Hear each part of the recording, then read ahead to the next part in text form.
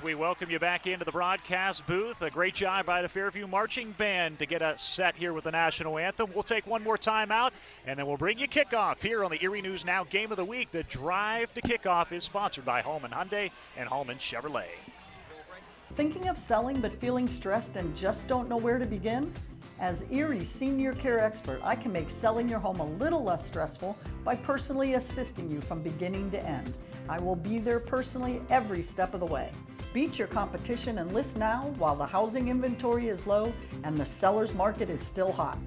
Call D. Caruana and Associates today and put my one-of-a-kind multimedia marketing plan to work for you.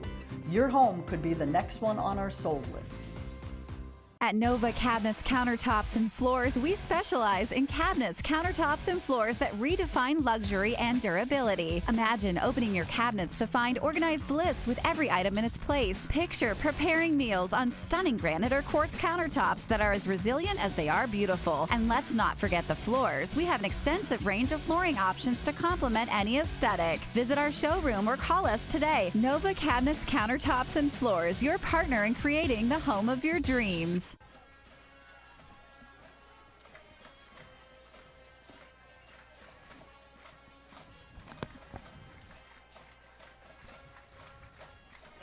We welcome you back to Keck Field at Jack Beswick Stadium for the West County rivalry. It was Fairview winning the toss and electing to receive. Tyler Vavrick will kick things off to open things off, as Fairview will take the ball first here tonight. Jamie Murphy alongside me. I'm John Leidig. Thanks so much for joining us here, and Jamie, should be a good one on our hands here this evening. Perfect night for football. The winds kind of died a little bit. Didn't get a chance to talk about the kickers. Tyler Vavrick, one of the top kickers in Fairview, with Danny Lindenberger, arguably one of the best kickers in District 10.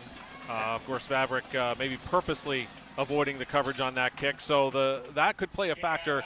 37-yard field goal last year for Lindenberger, one of the top kickers for Fairview. So Fairview will start things off, and they'll get underway as that kick sails out of bounds. We welcome you in here and want to thank our sponsors as always, as Fairview will get started at its own 35-yard line here tonight.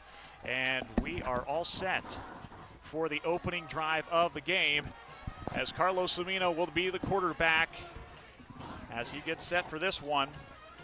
Out of the shotgun, you see some of these spread looks that you'll see from these teams, and it's Caden Oldak getting the start out of the backfield. Move it up to the 40, excuse me, as that was kicked out of bounds. So we'll get things started at the 40 here tonight as we begin play here this evening. Fairview setting things up here, getting a bit of an early start. Opening kickoff about 6:58 here tonight from Keck Field. As out of the shotgun formation goes Cimino with a sidecar Oldak to his left, and that's where the handoff goes early. Oldak across the 40 with just a short yard gain to open things up on his opening carry of the night. Mason Kalicki with a great play. I guarantee you will be saying his name every play. He's unbelievable. The amount of 124 tackles last year, and no one touched him on that one, and he blew the play up. And that he is almost the epitome of Girard, that tough team that's going to get there, bring a lot of pressure as he gets there into the back field and takes down Oldak with a short 1-yard gain. So that'll bring up 2nd and 9. Two receivers, one balanced on either side. Oldak takes the next carry. This time he has room, though, up across the 45 near the mid-field mark before a flag flies in the opening play. That was at the line of scrimmage, though. Could be coming back.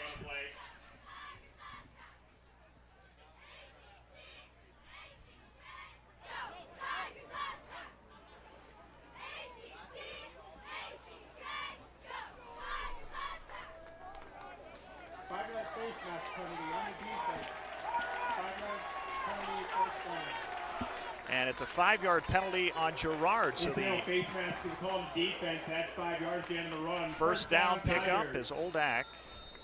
Gets a rush there. He would have gotten out to midfield, so it would have been close to a first down nonetheless. They'll start now on the Girard side of things, as it's Cimino out of the shotgun with two receivers to the far left. But this one going to go to Joseph O'Reilly, his first carry of the night. He has quickly met around the Girard 45-yard line. O'Reilly, their leading rusher last year with 5 touchdowns. He'll get primary carries today for Fairview. And O'Reilly had nowhere to go. He had no blocking to the left side, and that's a big stop for Gerard. It doesn't help the defense to have such a short field to start the game. So I'm not sure what happened on that kickoff.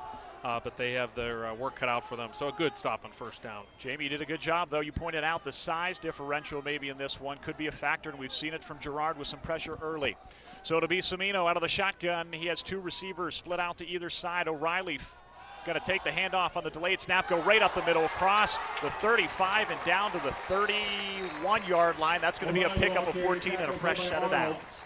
And, you know, we talk about that size difference. Now, I know it's a basic math. You got 5 linemen on the offense, extra tight ends can take care of 4 defensive linemen no matter how big they are. So there's ways to counteract that. But looking at the stats, I was kind of surprised that Gerard had such a distinctive size advantage, especially coming in on the right side of the line when they're on offense.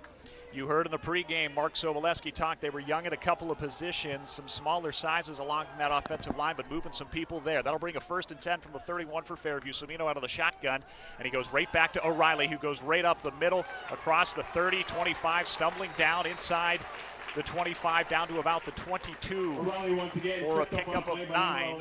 That'll bring up a 2nd and short for the Fairview running back. And maybe, you know, part of the second into that second level, Gerard's got to wrap him up. They hit him. Aiden Arnold had a good hit on him, but with the momentum coming at him, it's not going to bring him down. Arnold's a good enough athlete to wrap him up, save maybe 3 or 4 yards on that play. Cimino goes with 4 receivers, 2 split to either side. O'Reilly, the sidecar to his right, and he goes quickly back on the fake handoff, the draw play there, as he gets the read option rather, and he's going to go from the 22 all the way down to the 14, a pickup of 8, another fresh set of downs for Fairview. And this has to be what was in the mindset of the coaching staff as far as winning the toss. A lot of teams defer, but they wanted the ball first. They wanted to probably just run it down their throats and get the statement in early to put Gerard on their heels. And as you know, Tyler DeVecchio hasn't been a big presence for this team. He is out there on the field as part of this 3 wide receiver package here. So good to see Tyler DeVecchio, the senior wideout, standing at 6'4". Cimino will work once again out of the shotgun formation with O'Reilly still in there as the running back sidecar to his right as they look at the play clock dwindling, and Fairview are going to stop play here, but moving the ball as they go along here. So the opening timeout goes to Girard. We'll take a timeout as well in our first break here. It's currently scoreless, 8:36 to go in the first quarter on the Erie News Now Game of the Week, the Fairview. We tackle some of Erie's toughest and dirtiest jobs, so you don't have to. We're Haul Pros, Erie's 5-star rated junk removal service. From estate cleanouts to hoarding situations, our team delivers results you can see the same day. Families and business owners trust us because we show up prepared, handle every detail, and leave nothing behind but relief. Call today and mention you saw us on TV for $50 off your next clean out. Results first, that's our promise. At Orthopedic Associates of Meadville, our growing team of surgeons utilize cutting-edge, patient-centered procedures and treatments to get you active and healthy again. From high-quality personalized care to state-of-the-art injury treatment and prevention, the choice has been clear for over 50 years. The largest, most skillful team of orthopedic specialists in Crawford County, delivering orthopedic care that you and your family depend on. Right here, close to home.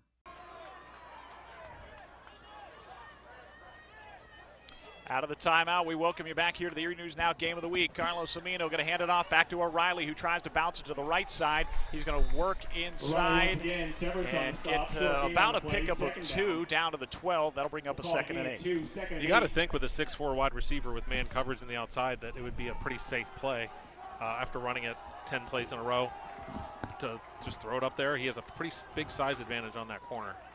Fairview methodically moving down the field on this opening drive. They stand at the Girard 12 here with about 4 minutes gone by. 3 wide receivers set for Fairview and Carlos Cimino as he gets set. Joseph O'Reilly again stays into the running back position. This time, though, looking to pass is Cimino. He rolls to his left. Pressure coming in.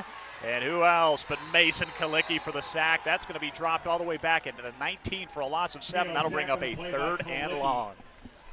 Yeah, and it looks like when that play started, they had something on that left side and maybe try to go to DeVecchio out there. He's 6'4", the corner's 5'8", but it just Kalicki blew it up, and there was just no one can handle his speed coming through there, and there was nothing Cimino could do. So as the clock winds to 7:30, it'll bring up a 3rd and 15 from the 19 of Girard. Remember the great advantage, the kicker in Daniel Lindenberger to at least get points here, but looking for more is Fairview. Semino looking back to pass. He's going right to the end zone, has DeVecchio, but there it is. The flag comes in, a couple of which the two were going back and forth. DeVecchio trying to make the catch, and will await the penalty that's coming up, more than likely pass interference. And Braden Mussett, clearly his back was turned. He was pulling at the arms, just trying to do everything he could, doing his best. That's an easy call for the referee. And unlike the pros, they do not get it at the 1, but that's a big penalty, and it's a good play. Just throw it up there. The worst that could happen is an incompletion with a tall wide receiver. He's at least going to knock it away. And I'm surprised they don't do it more often. You called it. Just give him a chance. The big 6'4" wideout, is that's going to be half the distance to the goal, so it moves from the 9. So already 2 penalties, 15 yards so far for the Yellow Jackets. As we get set here, that'll be a much more manageable 3rd down as we go down to the 9-yard line. So a couple of players shuffling in and out here as we get set for the 3rd down play. 7:14 to go in the opening quarter. First possession of the game is Fairview, who won the coin toss and elected to receive, as Fairview still rushing some guys in and out here as the play clock winds to 10. And they've got to hurry to get to the line here as Carlos Semino, as he gets set with the sidecar Joseph O'Reilly to his left. Again, man-to-man coverage with Tyler DeVecchio to the top of your screen, and flags fly here and stops things before they can get the snap off. Prior to the snap, false start, offense. And with the confusion before the play and the personnel, no one was comfortable with that whole setup for Fairview. So, when you have the 3rd and 10, I would do it again. Just throw it up there. The worst that could happen is an incompletion, try to draw the interference, because a running play is a low percentage unless you're planning for going for it on 4th. So we have 3 wide receivers set. O'Reilly, the sidecar with a man in motion. It's a fake handoff, the delayed, and there goes Oldak trying to jump over a couple of players as he'll get down to the 12. That'll bring up about a 4th and 8. And Daniel Lindenberger coming on for his first field goal attempt of the night. A good play by Zach Sefrance there. Gerard, 71 tackles last year. One of the top preseason players in District 10. A great athlete on that Gerard defense. And this is a weapon most high schools just don't have. And you see it in the last decade, it's exploded with the soccer players or players that played both sports their whole lives. But to have someone to come in at no-brainer, even 29 yards, that's not common. As Lindenberger lines things up, he'll get set to kick. 6:30 and winding here in the opening quarter. Play on the Erie News Now game of the week. Low snap, fumbled snap. Lindenberger can't get it off, and pressure comes, so no points. As things hold there, Aiden Arnold, the big running back, making the play on the fumbled snap, and Fairview comes up empty on its opening possession. And that's what puts additional gray hairs on coach's head, or they lose more of their hair. That's an easy 3 points, most likely. Just bad execution there. And lucky in that play, Semino went down awkwardly, so luckily he popped up right back up. It was an awkward tackle. So Girard will take over at its own 21-yard line with 6:25 to go in the opening quarter. As we'll get things set, going under center, Ryan St. Julian, and he's going to give the quick handoff to Arnold, but Fairview with pressure immediately, and nothing doing there for Girard on its opening snap on offense. Brady King, great play to beat that line on the right side. Loss of a yard on the play, 2nd and 9. And with that line matchup, at least on the sheets that we were given, the right tackle is only 5'8", 160, going up against linemen that are 6'1", 230 on the right side. So they're running it to the left. Maybe they'll do that more tonight. So things will get set. 2 wide receivers balance things out on either side as St. Julian goes under center here for Girard, looking for the power run game, and they're going to go right back to Arnold, this time with a little room to work as he goes across the 25, finally stopped up around the 27-yard line for a pickup of 7. That'll bring up a 3rd and manageable. And Girard, not that they lacked confidence because we're only a few minutes into the game, but that's a huge stop to make a statement. Fairview did push their way down the field, but nothing. And so now they have the momentum back. And this is, I don't want to be over dramatic. This is a huge part of the whole year, this game 3 for Girard. And we talked about the starts for Fairview. They've struggled in their opening 2 games. As out of the shotgun goes Ryan St. Julian. Kind of reads the play as he has 4 wide receivers set out on a 3rd and 5 from the 27. He gets things with under 10 seconds left on the play clock, takes the snap, surveys the field. He's going to decide to maybe tuck this, flips it now. Is that one out?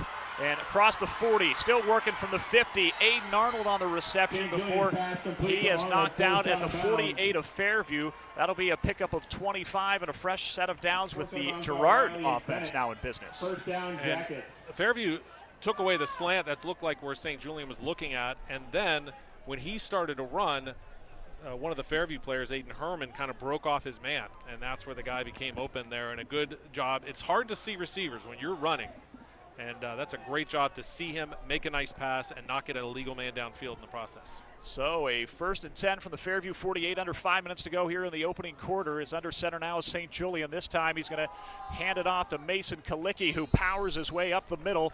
He'll get down to the 43-yard line for a pickup of 5 and a good opening first down run. Good job by the line, creating that line. Kalicki, a big guy, but he had some nice side-to-side moves to get in there, and a good spot where Fairview's defense got to be guessing of any type of play here on this second and medium. I want to thank our sponsors, Leon Construction, Nova Cabinets, Countertops and Floors, Orthopedic Associates of Meadville, and Meadville Medical Center for providing tonight's broadcast to you. As we get things under center, the I formation, the handoff goes to Aiden Arnold, tries to bounce it to the right side. He's going to work down to the 40, where he's eventually stopped to pick up a 3. So Jamie, again, an opportunity here on a 3rd and manageable for Gerard. And this is 4-down territory. It's not, being a genius spotting that. You have 2 chances to get these 2 yards. The Gerard kicker is decent. I mean, this is way out of his range. But so you have 2 yards, 2 plays to get 2 yards, and that's something Gerard should be able to do. We tick under 4 minutes here as the I formation. 2 receivers to the near side is just powering 4, and Ryan St. Julian. He's going to go from the 40-yard line all the way down to the 35. Needed 2, gets 5, and a fresh set of downs for the Gerard Yellow Jackets. Great job. Offensive line just had imposed their will on Fairview and just pushed them back 5 yards. There was really no, St. Julian's not a big player, and he was able to almost go untouched for the first 3 yards. There's that size in the middle of that line there as they get the first down for Gerard, who continues to matriculate. I formation, 2 receivers once again to the near side as the handoff goes. A little bit of a fumble there, but Arnold with a stiff arm. He cuts inside. Once again, avoids another defender. He goes all the way down to the 15-yard line, so a pickup of 20, and Arnold starting to get some momentum here, rolling in the run game. And you can't teach that.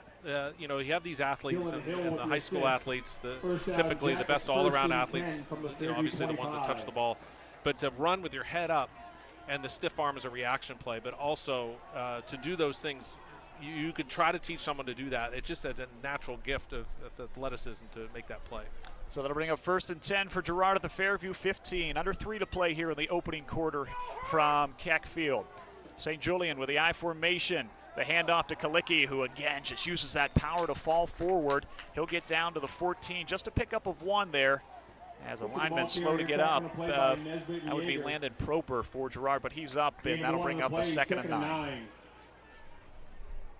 So Gerard with a lot of options, possibly in the field goal range. They're not really in that mindset yet, but they have this nice 2-prong attack with the fullback and the halfback in Arnold and Kalicki.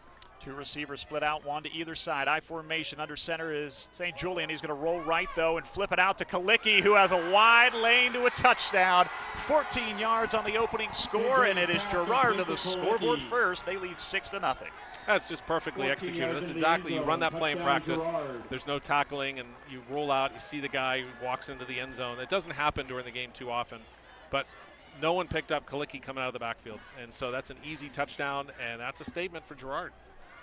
So they take just over 4:21 to matriculate down the field and get the opening touchdown. Does Girard, the 14-yard touchdown pass from Ryan St. Julian to Mason Kalicki as they await the extra point from Vavrick, but in comes Fairview for the block there. As coming up on that one was Jameis Nesbitt, so will remain at just a 6-0 score. With 2:05 left, we'll take a break here on the Erie News Now Game of the Week. Back in just a moment. At Nova Cabinets, Countertops, and Floors, we specialize in cabinets, countertops, and floors that redefine luxury and durability. Imagine opening your cabinets to find organized lists with every item in its place. Picture preparing meals on stunning granite or quartz countertops that are as resilient as they are beautiful. And let's not forget the floors. We have an extensive range of flooring options to complement any aesthetic. Visit our showroom or call us today. Nova Cabinets, Countertops, and Floors, your partner in creating the home of your dreams. Nothing brings the community together like Friday night football. And nothing pairs better with the big game than the Empty Keg.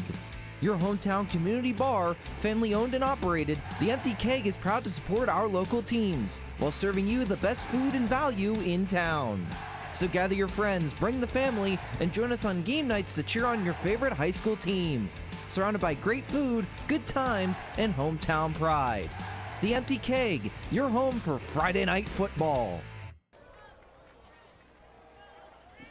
Welcome you back to the Erie News Now Game of the Week as a 6-0 Girard lead getting set. Tyler Vavrick to kick things off. And this one, again, off to the right. So they are not giving Jamie Murphy and John Leidick alongside here with you, not giving Fairview a chance to return any of these kicks for the opening 2 kickoffs. I'm puzzled because how bad could it be if you kick the ball to the 10 and he runs it 20 yards to the 30? So now they have a short field again. I mean, there's got to be a good reason for it, but those were deliberate. Those weren't shanks. It was deliberately kicked to the trainer's table. So I guess now they put it to 35 this time. Yeah, last time we got the 40, this time the 35. So did the rules all right. change? Must have been maybe. That's interesting. All right, we'll start things off this time with 2:05 left in the first quarter. 6-0 Girard lead. Carlos Somino going out of the shotgun. Joseph O'Reilly off to his right with 3 receivers split outside. As Somino looking to pass, this time it's complete as he gets this one off across the 40, nearing the 50-yard line is Jeremiah Bennett with his first catch of the night and the first completion for Somino. And that was a matchup pass. They say Cohen Descent with Vicente was covering and obviously cannot keep up just based on being a defensive lineman. And that's where they saw the good matchup there. A well-designed play, too, but obviously they knew that was an easy completion and a pickup where Descente wouldn't be able to keep up with him. So a 14-yard pitch and catch there for Fairview here, who is out to their own 49-yard line. 3 receivers set now with O'Reilly, the sidecar to the left of Somino, man in motion as they go back to the air, right over the middle and wide open, nobody there, and going 51 yards to pay dirt, Javis Nesbitt. So after running on the opening possession, it is Fairview answering the Girard score in just 2 plays with a 51-yard touchdown. I didn't get a good look at the defense. It looked kind of like zone based on that completion, and no one moved from their zone, and that was an easy slant, I guess a skinny slant if you want to call that. No one touched him. That's a nice, easy touchdown on the other side. As that one takes just a short 15 seconds in 2 plays for Fairview to go 65 yards down the field.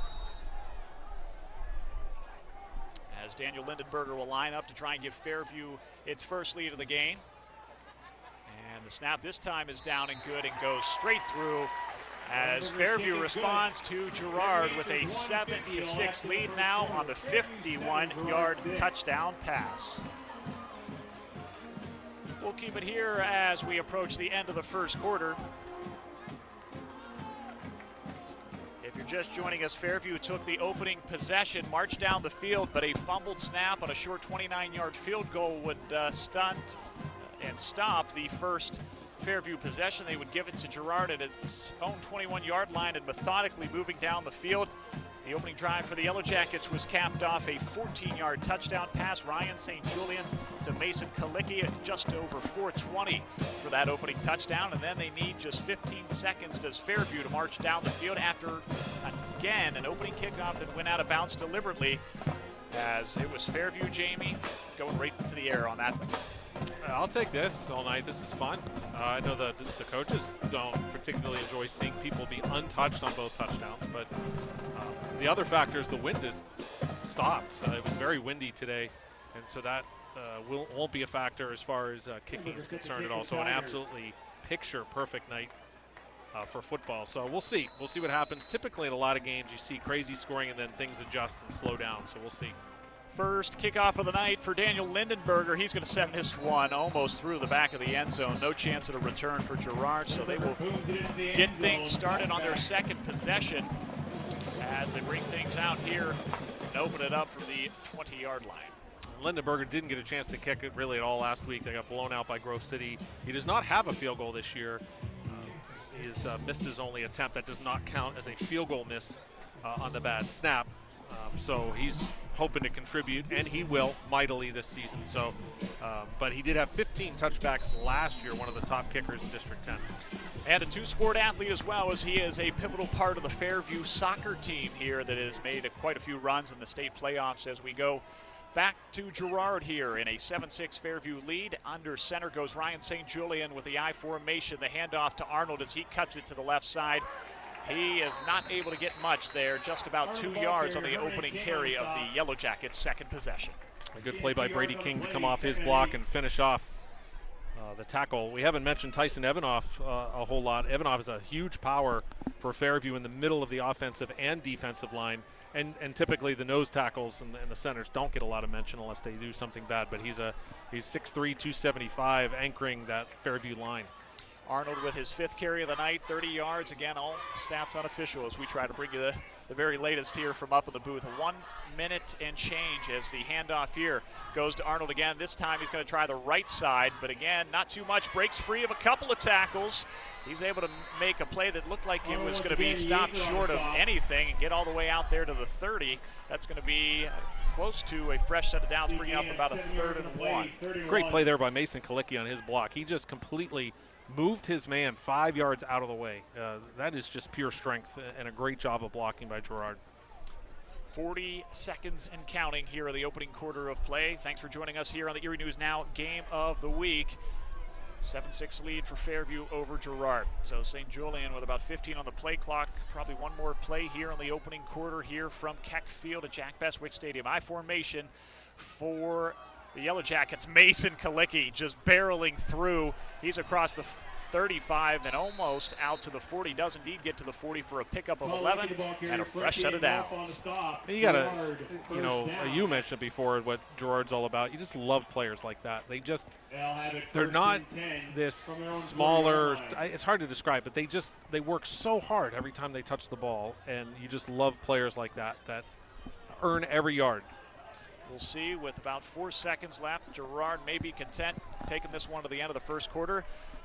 And indeed they will. So after a quarter of play here from Keck Field at Jack Bestwick Stadium, it is on senior night. The Fairview Tigers leading the Girard Yellow Jackets 7-6. We'll take a break and we'll be back here in a moment on the Erie News Now Game of the Week. At 10-2 Credit Union, we tend to make becoming a member easy. Walk in, sign up, and start saving. We tend to your needs with lower rates, fewer fees, and personalized service. 10 to joining, 10 to thriving, 10 to enjoying the benefits today. Easy to join, built for you. 10-2 Credit Union. At Orthopedic Associates of Meadville, our growing team of surgeons utilize cutting-edge, patient-centered procedures and treatments to get you active and healthy again. From high-quality personalized care to state-of-the-art injury treatment and prevention, the choice has been clear for over 50 years. The largest, most skillful team of orthopedic specialists in Crawford County, delivering orthopedic care that you and your family depend on, right here, close to home. At 10-2 Credit Union, we tend to your need for a better ride with lower rates on auto loans, so you can tend to your road trips, your errands, and your savings. 10 to lower payments, 10 to bigger dreams, 10 to your auto loan today. Lower rates, smoother roads. 10-2 Credit Union. We welcome you back here to the Erie News Now Game of the Week in the West County rivalry between Fairview and Girard. 7-6 Fairview as we start quarter number 2 as Girard working a 1st and 10 from its own 40-yard line. As Ryan St. Julian with a handoff to Aiden Arnold tries the left side, avoids one tackler and gets out to the 45 before he's dropped for a pickup of 5. Off the left side, tackle on play by Aiden Herman. Aiden Herman with a good play to come far from his position to keep that from being a first down, but good blocking there, created the hole, good first down. And maybe it's something with the game of the week. Last week you had a last-second game. Maybe it'll happen again. This good job picking the the game so far. This is a good one. Despite how one-sided this rivalry has been, 2013, the last time Girard picked up a victory in this one, they've had some drama-filled contests here, especially a couple of years ago, I believe, here at Keck Field. So 2nd and 5, 45-yard line of Girard working out of the I formation. St. Julian with a handoff right back to Arnold, tries the right side, but he is met quickly for just a pickup of about 1. That'll bring up a 3rd and 4.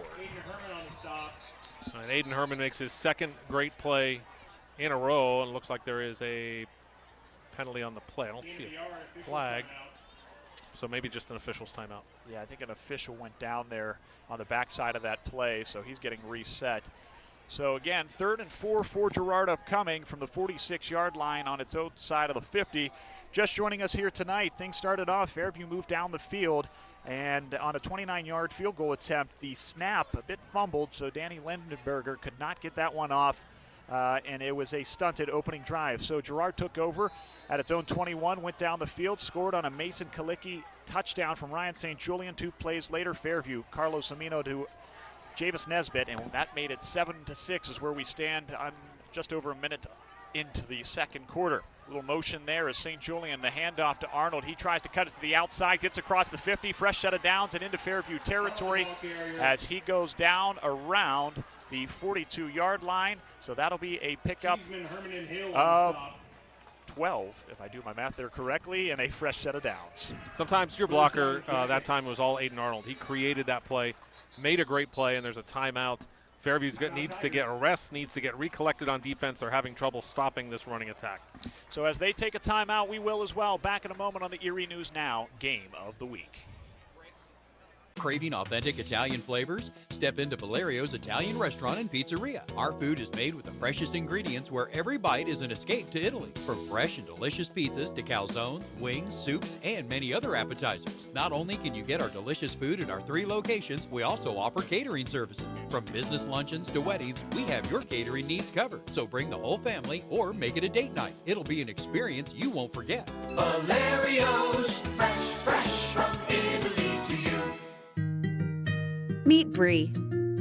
Bree tracks every dollar she spends, but she doesn't spend a lot of time doing it. Bree uses Marquette's personal financial management tool. It's fast, easy, accurate. Just ask her what she spends on coffee, on streaming services, or doggy daycare. Bree's spending is really looking good, just like her savings account. Be empowered, Marquette Savings Bank. Welcome back to the Erie News Now Game of the Week. 1st and 10 for Girard at the Fairview 42. And the second possession for the Yellow Jackets. They're moving the ball on the ground, and right back to the ground they go, as that time Aiden Arnold stopped short of anything. He's probably dropped for a yard loss there in the backfield. Joseph O'Reilly stuffing that play, and pretty basic so far. Unofficially, Arnold has 55 yards, probably. Yeah, he just got back to the line of scrimmage on about 10 carries so far. Pretty basic. Handoff to the fullback, Kalicki, or a handoff to the running back, and that's it. And they're still moving down the field.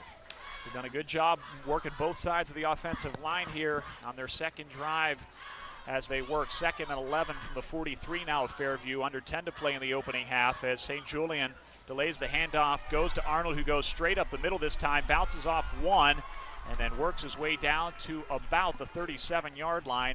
That'll be a pickup of about 6. Bring up 3rd down. And that really says something when you run the same play and the defense knows what you're going to run and you still get 7 yards, 6 yards. That's impressive, and that's probably just what the Fairview coach was telling them about, is to try to execute. We had a long way to go in this one, but Gerard's looking impressive. Girard taking on that tough culture that Mark Brooks established at Northwestern. Prior to that, the defensive coordinator at Cathedral Prep here in his second year leading the Yellow Jackets. 3rd and 5, 9:15 and counting to go out of the shotgun. St. Julian, the read option. Kalicki met quickly. I don't know, maybe gets back to the line of scrimmage there at the 37, so that'll bring up a 4th and 5 in decision time for Mark Brooks and his staff.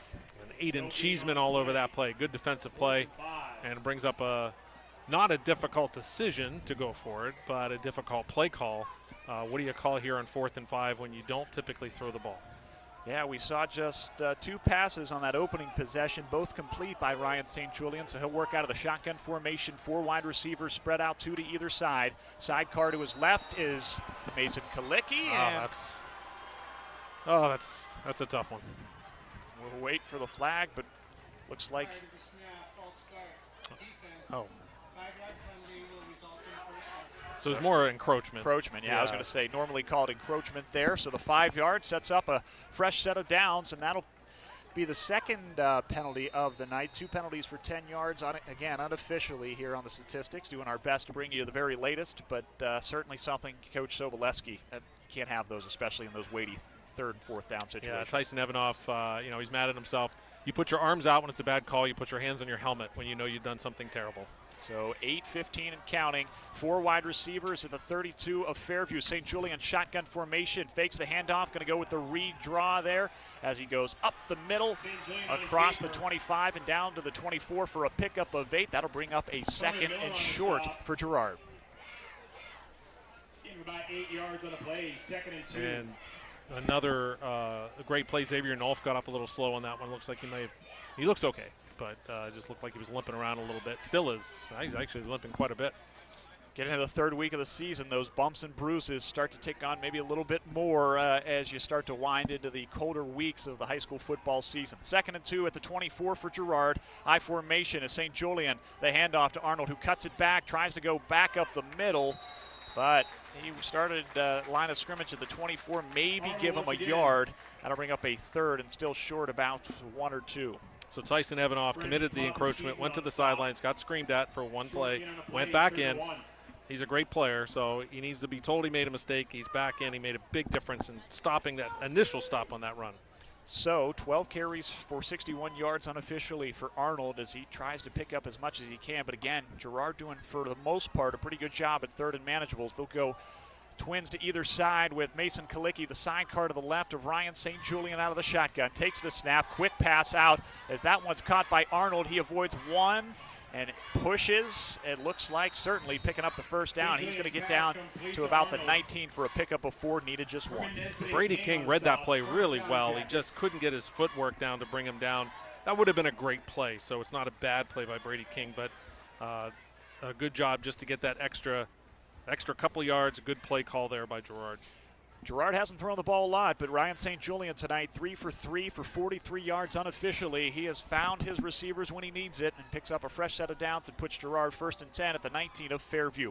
3 wide receivers to the near side. Mason Kalicki just behind St. Julian out of the shotgun. Fakes it, handoff, and goes on the read play. As going down to about the 15-yard line for a pickup of 4 goes St. Julian, and a good chunk of yards to open up on that 1st down.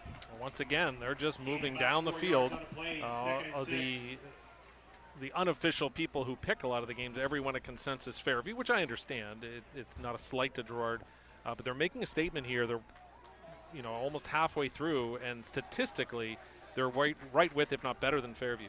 2nd and 6 from the 15 of Fairview for Girard, who goes to the I formation. St. Julian under center.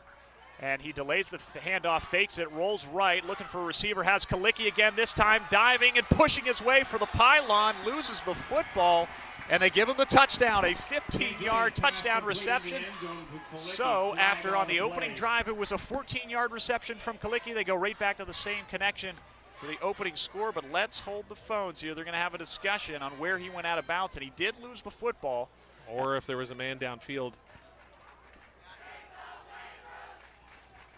As we wait here with 5:37 to go, 7-6 Fairview leading. Girard had the football, and we had a play at the goal line. Personal foul, roughing the passer. Number 3 on the defense. The penalty will be applied on the kickoff. Touchdown is good. So the touchdown stands, roughing the passer on Fairview. That'll be assessed on the kickoff. And we just talked about it. It's been a mostly run-heavy game for Mark Brooks and Girard on offense. But again, they go to the air, same duo on both touchdowns here tonight for the Yellow Jackets. And when you do that rollout play, you're obviously crunching the whole field into a very tiny corner to make the play. But it's really worked. Both their touchdowns are the same play. That same play worked on the other end, and it looked easy. That drive 80 yards as they'll go for 2 to try and even things out here. St. Julian out of the shotgun. He's going to roll to the left this time, flips it out, and that one's going to go wide. So the 2-point try, no good, but a 12-7 lead here for Girard. Girard 12, Fairview 7. So 12-7. And how about the opening 2 drives for the Yellow Jackets? They go 79 yards on the opening drive. There was a 14-yard touchdown pass, Ryan St. Julian to Mason Kalicki. And yes, that same duo going right back to work here, but Aiden Arnold has also had a big impact in this game. Already 12 carries for 61, and then he has 2 receptions totaling up 29 yards tonight, so certainly busy for Arnold. And the Girard offense, they had probably run 12 plays in a row of the fullback, halfback, and now you see them change it up a little bit, and Fairview's having trouble stopping those rollout plays that are slow and developing, but just perfectly executed right now by Girard.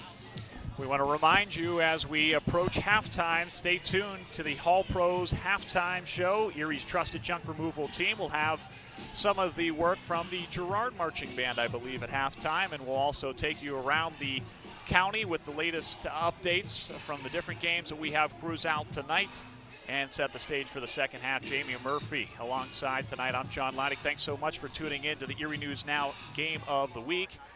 As Tyler Vavrick, gets set. We'll see this one on the ground, so this time stays in play. The first 2 were kicked out of bounds. Puts it on the ground this time, and that's covered up as it looks like Kanan Stancliffe on the special teams unit there for Fairview. It's clear that they do not want to kick it. Joe O'Reilly's the guy back, and obviously there's a reason they don't want to kick it to him. But I like that a lot better because, again, it's mathematical. It's a 5-yard difference there back to the 31, but also you have a chance to get the ball. It's a tough play to catch in the onside kick. So we'll see if Fairview, it took them just 2 plays on their last possession to have a touchdown. This time the handoff goes to O'Reilly as he slows things up, cuts back upfield, gets out to the 36 on first down, a pickup of 5, put him in second and manageable. So what, Fairview, second and 5. they want to go down. Go down score, and I'm trying to say is they wouldn't mind trying to use all of this clock so they get the momentum going to the second half. They would certainly take a 65-yard touchdown too. So. They've been able to use the passing game, but they did receive the opening kickoff, so it would be Girard as O'Reilly takes the handoff, goes to the left side as he tries to get back to the line of scrimmage. Ball punched loose, and Mason Kalicki looks to have jumped on it. We'll await the official ruling, and yes, it is Girard going the other way, but Fairview pointing that he was down by contact. We'll have a discussion and wait for the call, and they give the ball to Girard. Who else? Of course it's Kalicki falls on it. I couldn't see who made the initial hit. There was a host of Yellow Jackets in there that stopped up O'Reilly, held him up, and there's no replay, there's no review, and a quick decision by the refs. This is huge. So Gerard can obviously want to make Fairview pay. So Girard going right back to work. They'll take over at the Fairview 33-yard line with 4:55 to go in this opening half of play. Already with 2 touchdowns on 2 drives, both of those coming through the air. It was Ryan St. Julian to Mason Kalicki, who just recovered that fumble.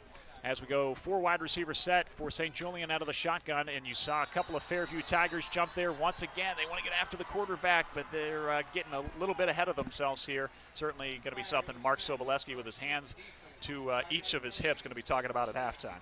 And it's just, last week was a disaster against Grove City. This is not that, but those kind of mistakes, they just can't happen. If the other team is just better than you, then they're better. But they're beating themselves right now. So again, still more than a half to play, but they have to get it together. 1st and 5 from the 28 for Girard at Fairview's 28. Mason Kalicki takes the handoff. He has plenty of room, and Kalicki with the trio of touchdowns here in the first half. This one, a 28-yard rushing touchdown as Girard takes an 18-7 lead.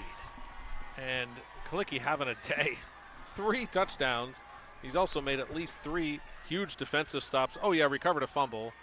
And that touchdown was because of Ryan St. Julian. Kalicki not fleet of foot, but no one was near him. A great play fake by St. Julian, who faked the pitch left and pulled the entire defense to the left side of the field. The entire defense. I think I could have ran that in.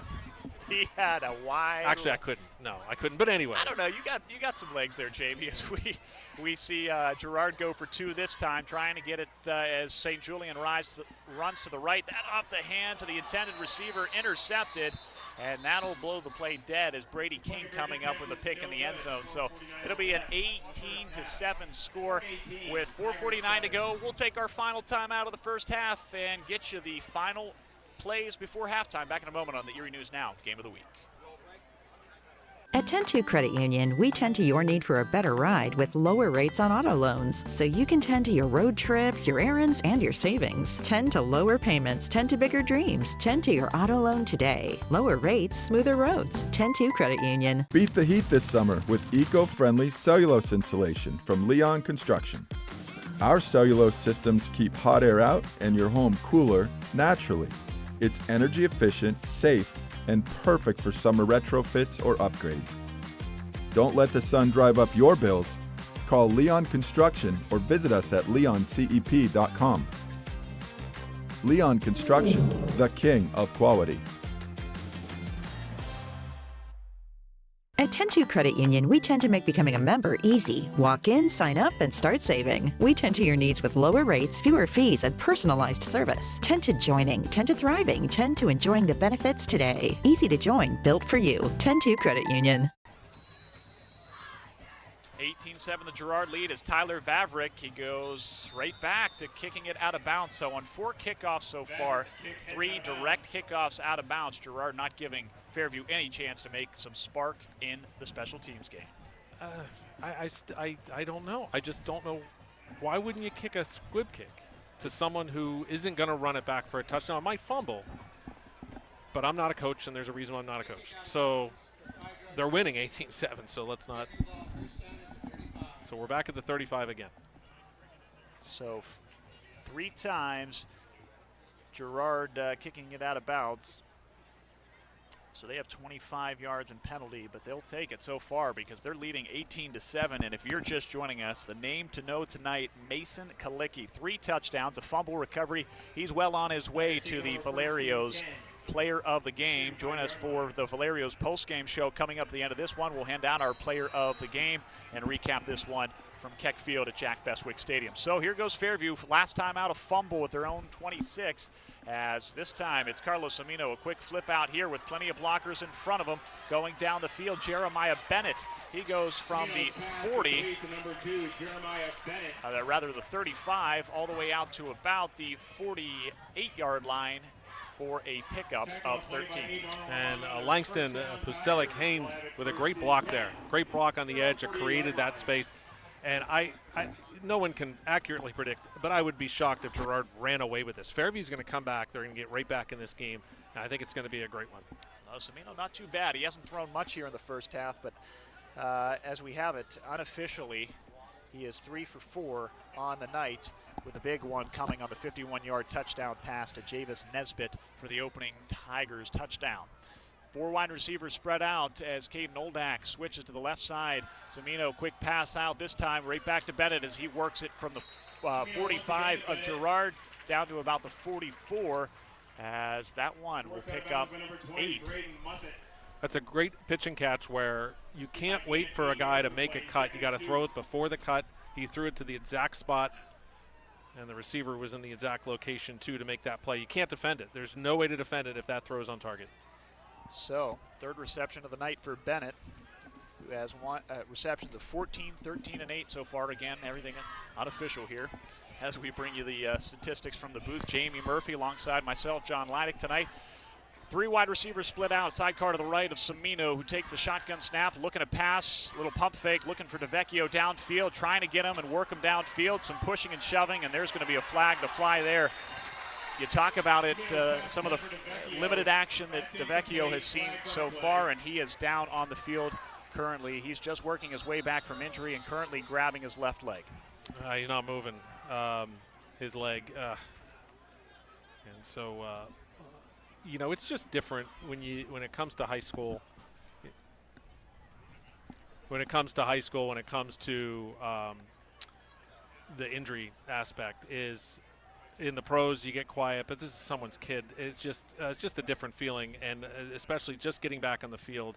And this time is so short, the high school time. So what I did want to mention there, Fairview got away with a hold. There was a clear hold, and the referee was looking downfield. I don't know how the referees ever see. They're looking at 10 guys at once, so I'm not blaming the ref.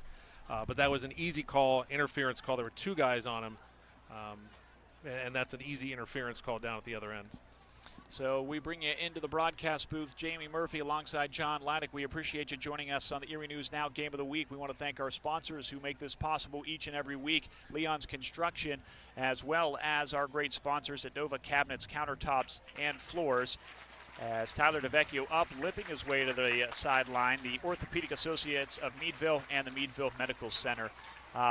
Great people to be able to bring this to you in your homes, watching on Erie News Now Plus, MeTV.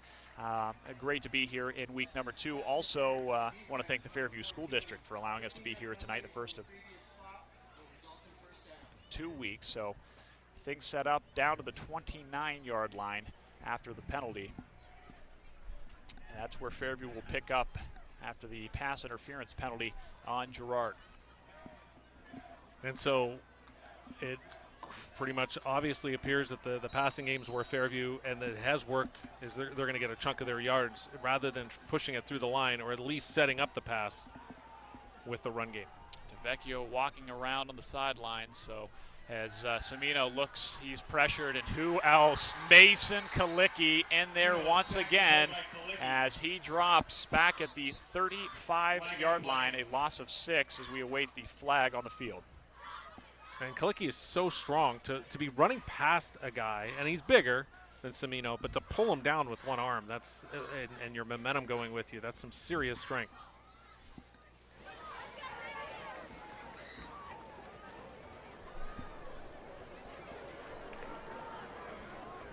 Face mask on the defense, 5-yard penalty, replay first down.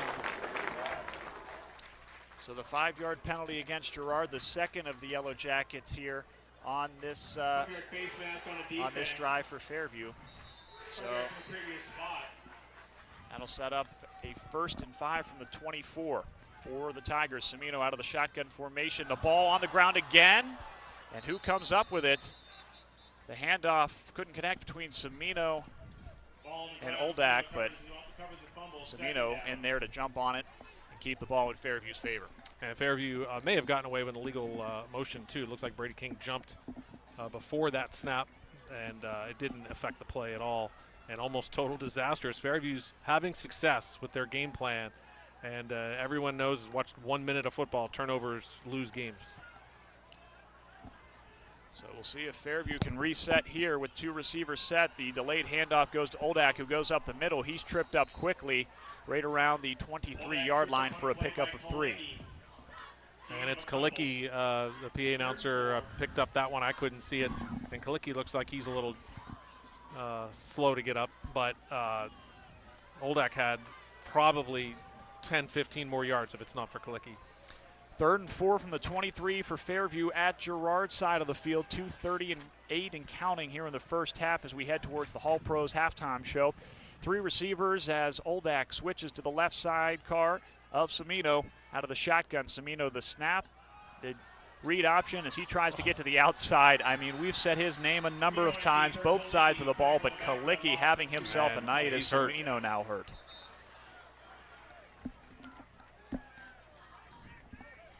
We're going to bring it back into the booth as Cimino's going to come to the sidelines here as we welcome you back in. Jamie Murphy alongside John Leidick. Cimino's going to take a knee and be checked out by the training staff.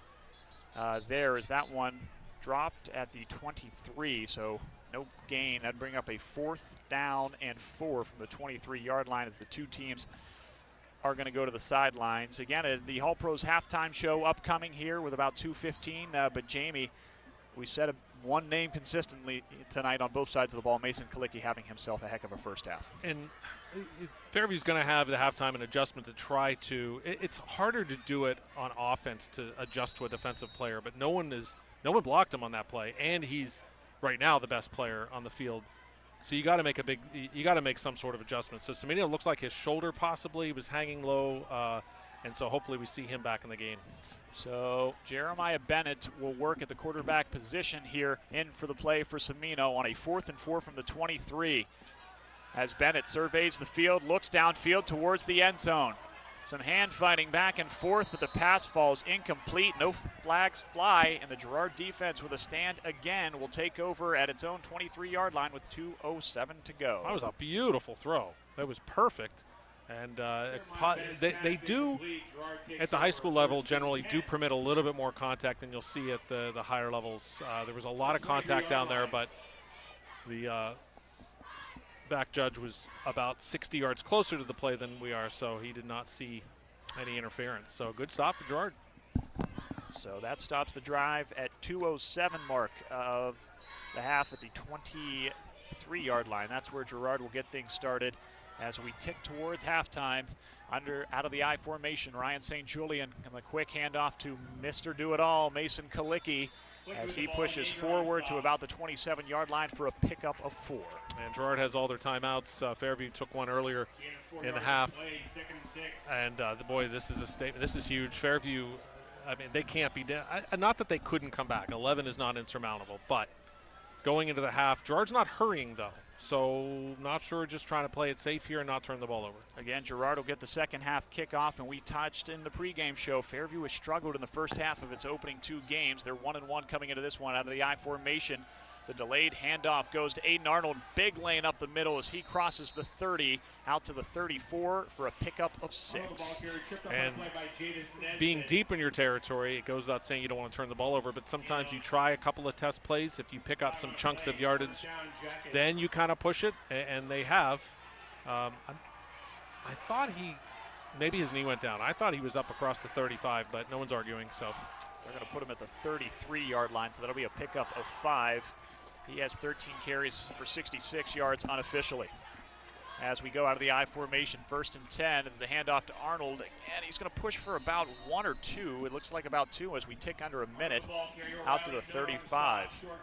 And so both teams try to see if the other's going to take a timeout.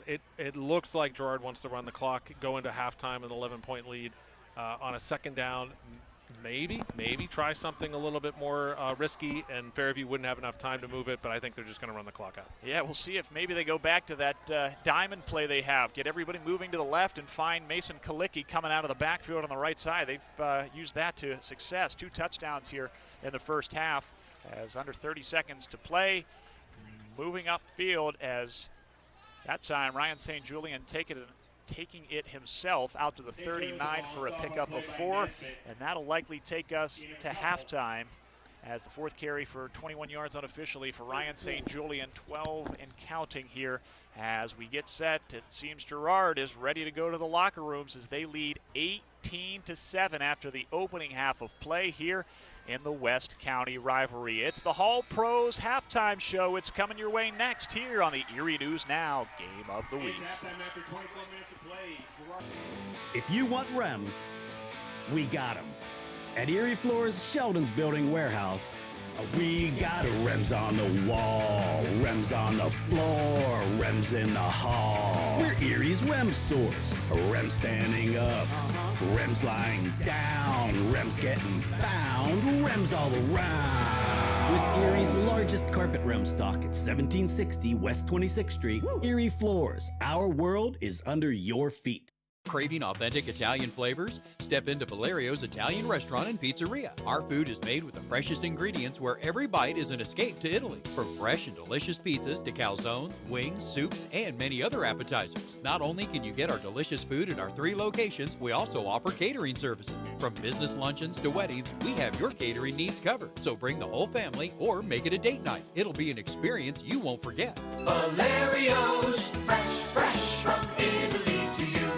At Nova Cabinets, Countertops, and Floors, we specialize in cabinets, countertops, and floors that redefine luxury and durability. Imagine opening your cabinets to find organized bliss with every item in its place. Picture preparing meals on stunning granite or quartz countertops that are as resilient as they are beautiful. And let's not forget the floors. We have an extensive range of flooring options to complement any aesthetic. Visit our showroom or call us today. Nova Cabinets, Countertops, and Floors, your partner in creating the home of your dreams. At Orthopedic Associates of Meadville, our growing team of surgeons utilize cutting-edge, patient-centered procedures and treatments to get you active and healthy again.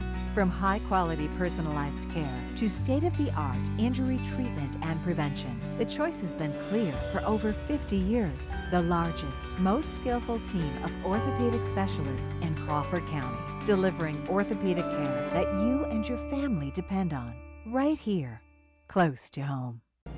The High School Football Halftime Show is brought to you by Hall Pros, Erie's trusted junk removal team.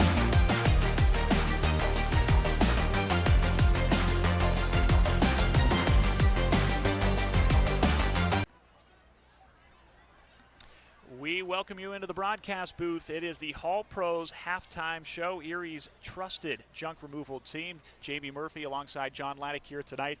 And boy, it was quite a first half. If you're a Girard Yellow Jackets fan, you haven't seen this kind of success since 2013, but off to a great start, leading 18-7. Yeah, the last time they were 3-0, if they can get there tonight, was that year they went to 5-0 that year. I think we're going to see a different Fairview team in the second half. I think Fairview's going to come back. I don't know when. I'm not going to make a prediction or anything like that, but I think we're going to see a different Fairview team. The coach is going to go in there. He's going to be a little salty and maybe some bad language because they can play better. Gerard did a great job. It's not that they're winning because Fairview's not good or doing something bad, but Fairview's a better team. But again, Fairview's been outscored 61-14 over the last 6 quarters, which is just stunning. So something's got to change right now. They're at home. They have the advantage. There's no weather conditions whatsoever. And so I think you're going to see Fairview make a lot of adjustments. It's going to be a totally different second half. It's going to be interesting as we get set here. Senior night festivities for the members of the cheerleading squad and the band about set to get underway. As we move along here on the Hall Pros Halftime Show, again, the Erie News Now Game of the Week brought to you as always by Leon's Construction, Nova Cabinets, Countertops, and Floors, the Orthopedic Associates of Meadville, and the Meadville Medical Center as they bring you the Game of the Week each and every week. And remember to stay tuned for the Player of the Game. We'll hand out the Player of the Game for this one and the Valerio's Player of the Game post-game show, all brought to you by Valerio's Restaurant and Pizzeria. All right, things getting set here as we continue along here at halftime, as it looks like about time to send it down to the field. Let's stand by as we'll send it to the public address announcer, Jay Willow, who takes us through the halftime festivities.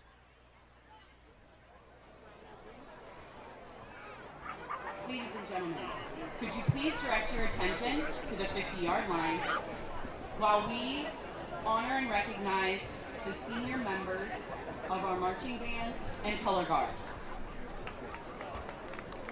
Our first senior is Giovanna Alessi. She is accompanied tonight by Peter Alessi. She has been a member of the color guard for 2 years. One of her fondest memories that she will keep in mind as she moves on is the adrenaline rush during performances. In addition to color guard, she is also a member of Art Club. She would like to send a special thank you shout out to Miss Wegner, Mr. Mummer, and her guard coaches. After graduation in the spring, she plans to attend art school. Ladies and gentlemen, Giovanna Alessi.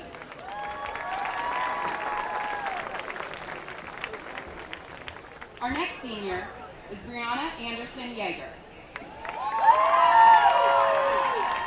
She is joined tonight by Alyssa and Aaron Yeager and has been a committed member of the color guard all 4 years of high school.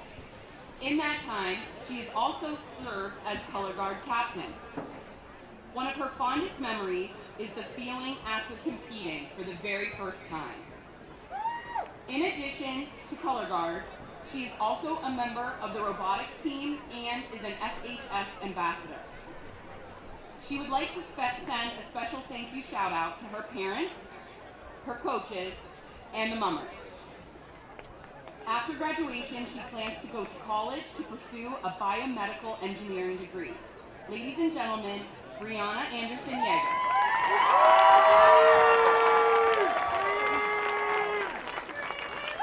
Our next senior is Jabin Gould. Jabin is joined tonight by Jeremiah and Jackie Bull. He has been a member of the Fairview Marching Band all 4 years of high school. One of the things he'll remember most is when they got to play with the IUP Marching Band at homecoming. In addition to marching band, he is also a member of all the bands and choirs at Fairview, along with playing violin and sings in the Erie Junior Philharmonic. He would like to send a special thank you to Mr. Mummer for staying the extra hours and helping him to be the best trumpet player possible. After graduation, Jabin plans to attend Penn State and major in music education and play in the Blue Band. Congratulations to Jabin Bull.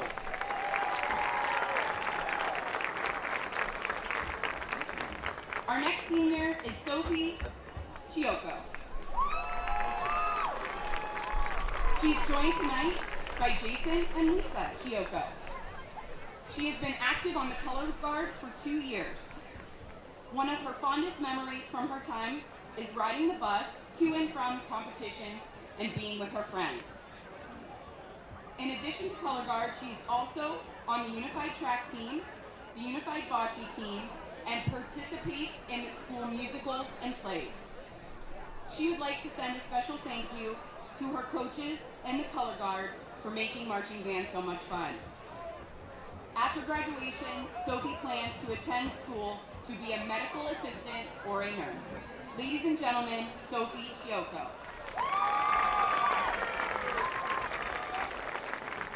Our next senior is Parker Harvey. As we continue along here on the Hall Pros halftime show, we're going to take a timeout here as we get set under 13 minutes to go in the halftime.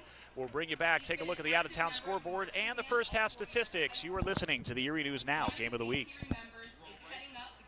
At 102 Credit Union, we tend to make becoming a member easy. Walk in, sign up, and start saving. We tend to your needs with lower rates, fewer fees, and personalized service. 10 to joining, 10 to thriving, 10 to enjoying the benefits today. Easy to join, built for you. 102 Credit Union. Nothing brings the community together like Friday night football. And nothing pairs better with the big game than the Empty Keg.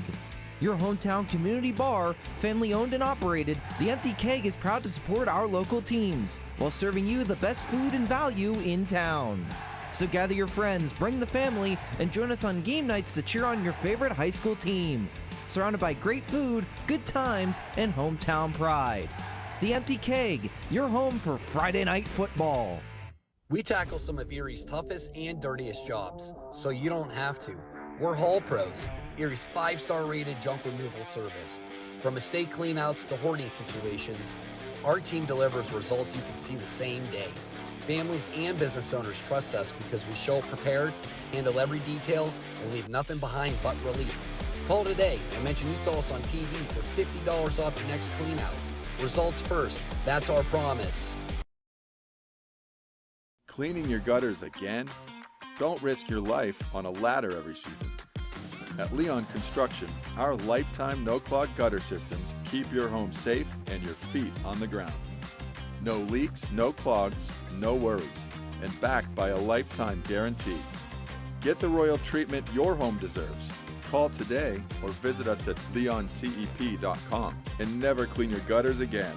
Leon Construction, the king of quality. At McMillan's Towing, we're proud to support our local high school football teams on and off the field. McMillan's Towing, always here when you need us. Get a great view with the Mill Creek Mall Cam on Erie News Now. First Warning Weather shows you what's happening around Peach Street, live on air and anytime online. Brought to you by Gary Miller at the Mall. Latest news at your fingertips. ErieNewsNow.com. At 102 Credit Union, we tend to your home remodeling dreams with low rates on home improvement loans. We tend to making upgrades easier so you can tend to the home you've always wanted. Tend to low rates, tend to big changes, tend to your dream home today. Low rates, big dreams. 102 Credit Union. Senior night festivities continue along here at Keck Field at Jack Bestwick Stadium as our game of the week as we welcome you back into the broadcast booth. John Leidick alongside Jamie Murphy. And Jamie, it has been a Girard first half, 18-7. Let's take a look at the out-of-town scoreboard. Erie Times News and Go Erie with the updates on this one. Austintown Fitch currently on the road tonight, beating and shutting out Erie High 28-0. As you take a look, Reynolds 6-0 shutout in the second quarter over Mercer. 21-14 lead for Sharpsville, for Brookfield over Sharpsville. Excuse me. Some other scores tonight. Greenville all over Cambridge Springs tonight at home, 27-0. Cochranton over Maplewood, 14-6 at the half. At halftime, 6-0 Sagertown over Lakeview. Eisenhower with a 13-0 shutout at the half over Iroquois. Mercyhurst Prep, 28-0 in the second quarter of a game against Northwestern. Conneaut down 28-0 in the second quarter to Hickory. 14-0 Grove City over Titusville. Sharon and Slippery Rock, it's 14-3. Sharon in front. Fort LaBeouf and Corey. Game that could come down to big region implications in Region 5. 17-13 Fort LaBeouf at home at Carmen Bonito Field. Of course, 18-7 here. 7-7 Harbor Creek and Northeast at the half. Warren with a lead over Franklin, 7-0. General McLean up on Oil City, 14-0. 14-14 Meadville and Butler in the second quarter. Halftime, Cathedral Prep trails 19-0 to Riverside out of Ohio, and McDowell down 17-9 to Chardon, Ohio. Again, those scores from Go Erie as well.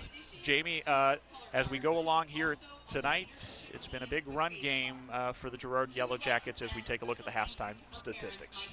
And a couple of the numbers that aren't in there are the fact that Fairview's Fairview's 86 passing yards, 51 came on one play, and plus they had 2 critical penalties and a turnover, and that's the big push for the 18-7. So we saw them go with Kalicki and Arnold, Kalicki, Arnold, and they ran the same exact play on both touchdowns. They rolled St. Julian out, and that should not be a tough play to defend, but Fairview wasn't ready for it. So Girard is executed perfectly, really, tonight, their game plan.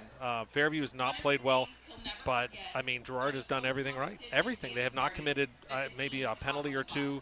The strange kickoff situation, who am I to judge? They're winning 18-7, so who are us to criticize the kickoff plan?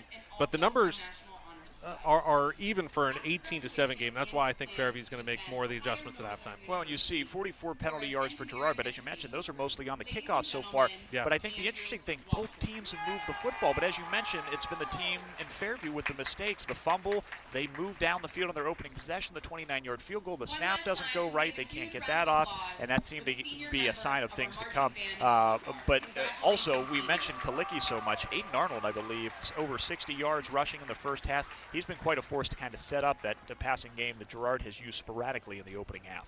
And he's putting up ridiculous numbers. I know a lot of the statistics were missing last week, and they would have been delicious stats to devour in a 56-55 game. So we do know that Arnold's numbers with 166 and 5 touchdowns. So he's not quite on that pace today, but if you're winning, you're going to run and run and run and run, and so we might see Arnold creep up there, and who knows what Kalicki has left. I mean, maybe we'll see a pick 6 from him. Maybe he'll do everything. It'll be like 1920s football where he runs and he kicks and he throws, and he's been the player to watch. It's not a shock. We knew he's one of the best players on defense, but he's even been better, and that's even impressive because a team targets those guys to stop them, saying we got to stop this guy, and he still is plowing right through the blocks. He must know about the Valerio's Pizza player of the game coming up at the end of this one. With about 6 minutes to go in the half, we'll take our final timeout, bring you back with the last parts of the Fairview Marching Band. Back in a moment on the Erie News Now Game of the Week. Thinking of selling but feeling stressed and just don't know where to begin? As Erie Senior Care Expert, I can make selling your home a little less stressful by personally assisting you from beginning to end. I will be there personally every step of the way. Beat your competition and list now while the housing inventory is low and the seller's market is still hot. Call D. Caruana and Associates today and put my one-of-a-kind multimedia marketing plan to work for you. Your home could be the next one on our sold list. Looking's not a crime, and what you do online is your business. You've waited long enough to get that hard surface under you, and our select hardwoods and waterproof planks are on sale now. While you have it in your hand, Google Erie Floors for our online credit app and let banks compete for your business. It won't affect your credit score, plus what comes back may make your jaw drop. Erie Floors, our world is under your feet. At Nova Cabinets, Countertops, and Floors, we specialize in cabinets, countertops, and floors that redefine luxury and durability. Imagine opening your cabinets to find organized bliss with every item in its place. Picture preparing meals on stunning granite or quartz countertops that are as resilient as they are beautiful. And let's not forget the floors. We have an extensive range of flooring options to complement any aesthetic. Visit our showroom or call us today. Nova Cabinets, Countertops, and Floors, your partner in creating the home of your dreams. Plastech is a global manufacturing company rooted right here in Erie, Pennsylvania, producing parts that keep the world moving forward by people from right here in our community. A sustainable, innovative, and driven family business, all of our facilities are well equipped with a variety of technology, machinery, knowledge, skill, and talent to design, build, manufacture. Plastech is proud to call this place home.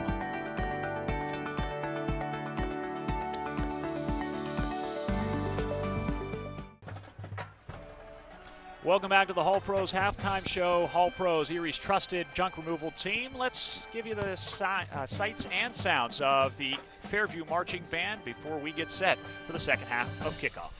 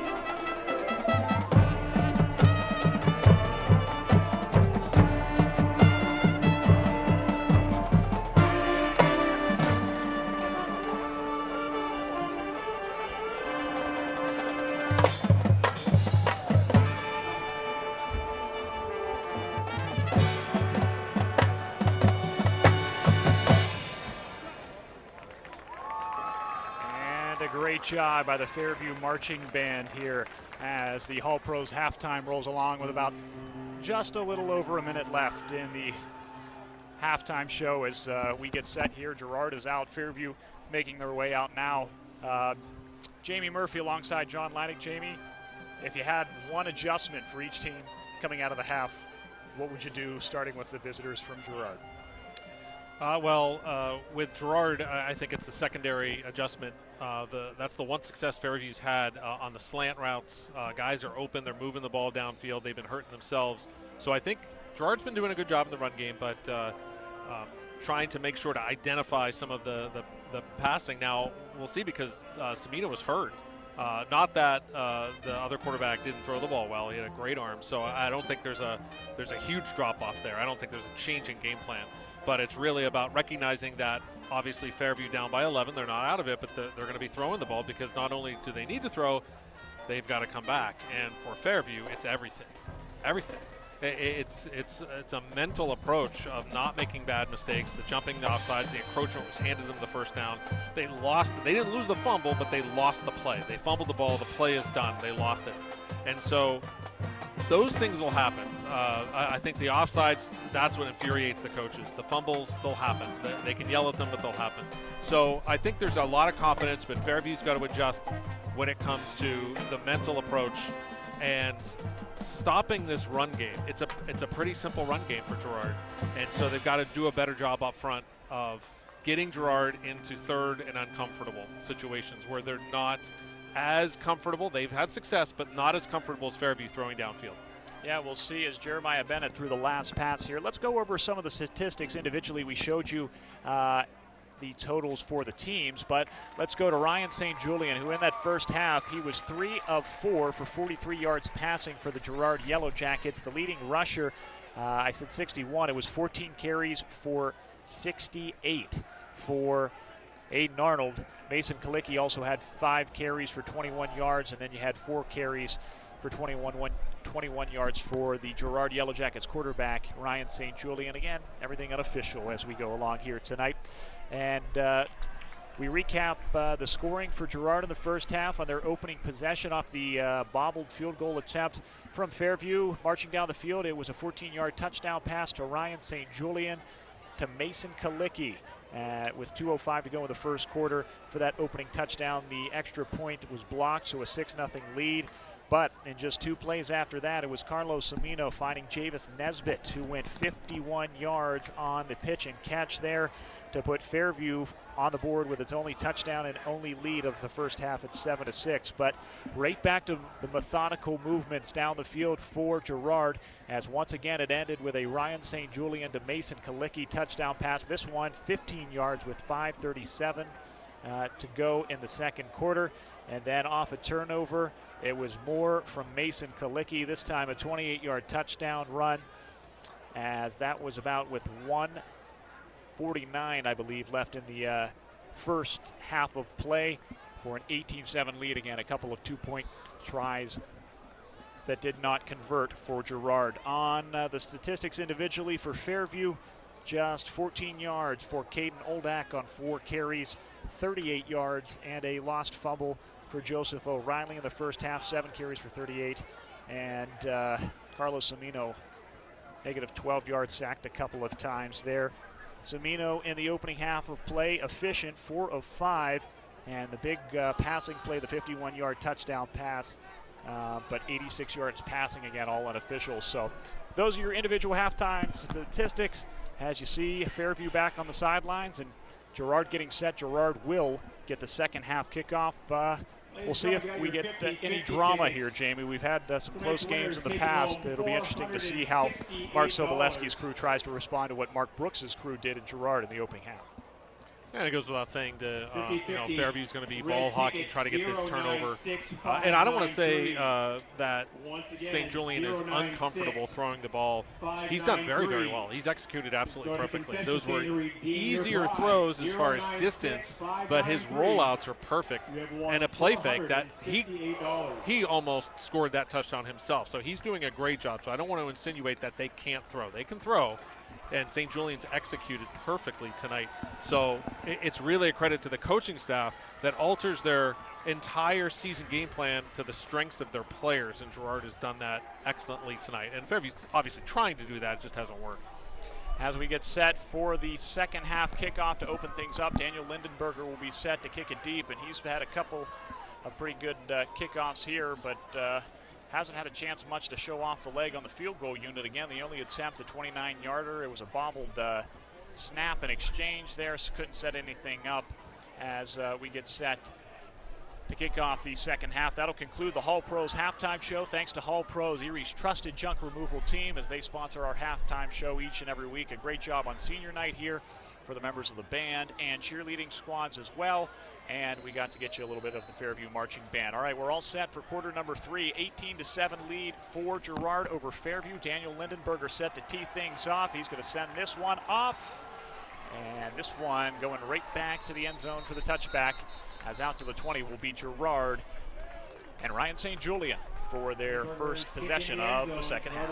And I'm not seeing Semino out here anywhere, and I made sure to try to look. Number 10 doesn't appear to be on the sidelines anywhere. He went down one of the last plays of the first half, and when he was hit hard by Kalicki. So hopefully we'll see him back, but right now he's not on the field. So we'll keep you updated on that one, as a couple of Fairview Tigers were banged up in the first half along with Tyler DeVecchio. So we go I formation for St. Julian as the handoff starts with Aiden Arnold going to the left side, trying to stretch it out before cutting it back in as he moves from the 20 up to the 24 for a pickup of 4. That'll bring up a 2nd and 6. And this drive is so critical, not because an early third quarter drive ever comes out at the end of the game and they say, oh, that first minute of the third quarter was key. No one's ever said that. However, this is where we see the adjustments. Did Fairview make the adjustments, and will they work? We'll see it right away. And we'll see the big thing, stopping the run game, as you mentioned, Jamie, right before the start of the second half, 3rd and long. We have not seen Girard in that many times tonight. 2nd and 6 from the 24 for Girard as we get set here out of the I formation. St. Julian under center. He takes the snap and the handoff, this time to the right side for Arnold, trying to kick it outside, but a great job by the Fairview defense to swarm in and push him back. That's going to be a loss of about 2 back to the 22. And that's a great job by the Fairview defense reading that play and also wrapping up and not letting him make any decisions as far as moving the ball is concerned. And that's huge, because now they're 3rd uncomfortable. Now they've really got to make a decision, and this stop can change the game. So 3rd and 8. We'll see what Mark Brooks and company dials up on the offensive side of the ball. Already about a minute and a half gone by here in the third quarter. They go 2 receivers to either side, and the sidecar to the left of Ryan St. Julian is Mason Kalicki looking to the near sideline. The pass, and the ball is batted away that time in coverage. Mason Smith-Hawley coming up with the breakup for the 5'7" senior. And just on cue, as you mentioned, a quick adjustment for Fairview as they force the opening punt for Girard. And so St. Julian was looking at his receiver the entire time. That is a great job. An out, quick out there, an out right at the first down marker. It's a precise route and a tough one to cover. What a great job of coverage. It was a good ball by St. Julian, good place. That is perfect coverage by Fairview, and here's where the game can change. So we know there's been on both sides a couple of special team snafus. 4th and 8 from the 22 as the snap is off and the punt gets away. This one, an okay one as it goes out probably near midfield. We'll await the final ruling here, as this one going to be on the Girard side as they continue to walk it off. So Fairview with very favorable position. They'll start at the Girard 43. It's only about a 25-yard punt. Had a good spin on it. First time we've seen a punter tonight. So Fairview will start things off in the second half on the opening possession. Again, they drive methodically on its opening drive of the first half, but just could not get things to connect on the 29-yard field goal attempt, as they'll start it with 10:23 to go in the third quarter of play. So in at quarterback right now is Jeremiah Bennett. No Carlos Semino here to start the second half, as Jamie pointed out. And are we going to have a timeout already? Yeah, not only 10 guys on the field, as Mark Soboleski not too happy, and he's letting Langston Balestic Haynes, the senior 5'8" wide receiver, know about it. Is that something, especially when you're trailing in a game and every snap counts, you're going to need those timeouts likely in the fourth quarter. And it's such a mental roller coaster. Haynes is the one that made the initial stop on that run that really killed that drive, that put him into a 3rd and 9. He made that great play, and then he forgot he was out there on that formation. And as you said, John, that the timeouts are precious when you're down by multiple scores in the second half. So let's hope that doesn't hurt Fairview down the road.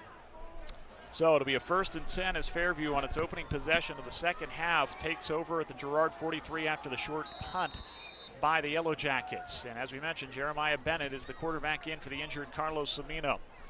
He works out of the shotgun, and the handoff to Caden Oldak, who tries the right side. Seems a bit of a lane as he gets down inside the 40 to the 39. That'll be a pickup of 4 on the first down run. And Kalicki, I think that is, what, 67 tackles tonight? Something like that. Realistically, he's been on every stop. And it's amazing. He's coming from a different side of the field to make that play. He's not all the way on the other side, but that's on the other side. They're running away from him. He still made the tackle. Can't ask much more of a guy like Mason Kalicki. He's the senior coming up to make a big play, and he's done so on both sides of the ball. 2nd and 6, under 10 to play here in the third quarter. 37-yard line of Girard for Fairview, working out of the shotgun with Bennett in at quarterback. Sidecar to the right is Oldak. He'll take the handoff, try a little slow on the snap exchange there, but pushing the pile all the way down to the 32-yard line for a pickup of about 5 for the fresh set of downs. And you can kind of feel it. The momentum is slowly starting to turn in Fairview's way. Now they're putting together some yardage. They got to stop on Gerard. It's a one-score game with any sort of score on this drive. So they go out of the shotgun with a fresh set of downs at the Girard 32 does Fairview. 2 receivers to the far side. Bennett makes some adjustments at the line. And in for the Carlos Cimino. He goes under center.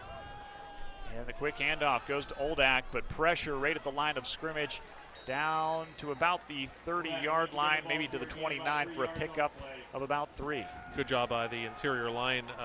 Haven't mentioned them a whole lot tonight, and we have another injury on the Fairview side, one of their linemen. Locked in among others on the stop.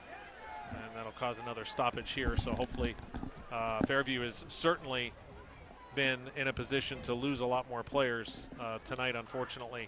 So hopefully this isn't serious. Yeah, as the trainers will go out and tend to the injured player, we bring it back into the broadcast booth. Jamie Murphy alongside John Laddick.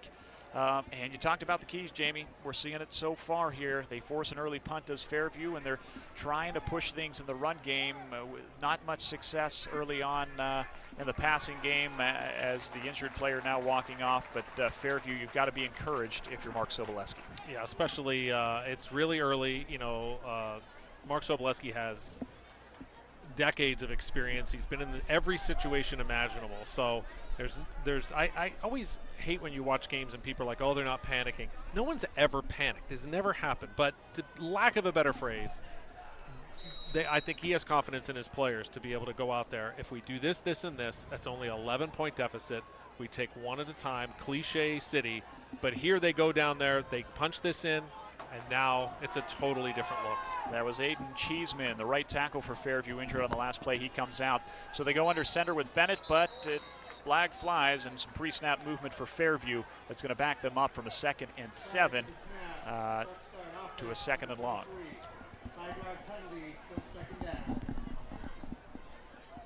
So the 4th penalty of the night unofficially for the Fairview Tigers. They have 20 yards in penalty so far in this one. So that'll make it 2nd and 12 from the Girard 34-yard line. 8:42 to go here in the third quarter of play on the Erie News Now Game of the Week. Again, if you're just joining us here in the second half, Jeremiah Bennett in at quarterback for Fairview for the injured Carlos Cimino. The handoff here, the read option rather, and wow, the defense there for Gerard in the backfield quickly, but a flag flies at the end of it.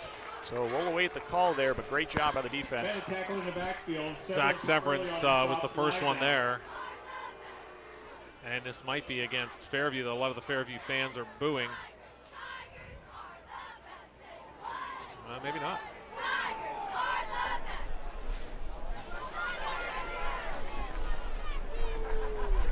It is against Gerard, so that's the play was over. Unnecessary roughness. Defense number 44. 15-yard penalty. First down. Couldn't really see what happened. There was a mass of bodies in there, so it might have been an extra shot to that quarterback. And that's a killer. You've taken the wind out of the drive, and it would have been a very difficult, even out of their kicker's range. Now they get to start over. Fresh downs, so that is a killer penalty. So 1st and 10 from the 22 of Gerard for Fairview. Bennett out of the shotgun. High snap. Fakes the handoff, a little play action, flips it out to Caden Oldak, who takes it, but Mason Kalicki there for a quick tackle. So from the 22 down to about the 13 for a pickup of 9 on the pass. Well executed play, a good under pressure in the throw, but again, the snaps in this drive have been high, and I don't know if it's because of an adjustment of a different quarterback. There's not a really huge height difference, even if the backup's actually bigger. So that does disrupt a play, even a half a second, but they were able to recover from that, and now they got a 2nd and short.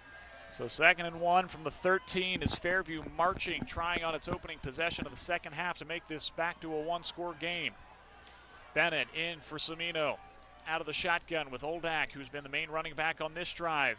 The quick pass going straight to the end zone, throwing it up. Bennett, and a bobbled pass there. The intended receiver that time was Langston Pulesic Haynes, but can't come up with the reception.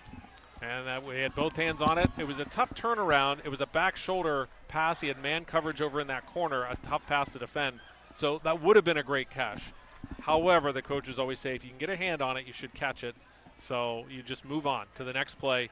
I don't know what they're going to do. They're well within field goal range, but I'd say go for it if you don't get it here. You need to get 6, 7 to get back in this game. Postgame Haynes, I want to correct myself there, was the intended receiver.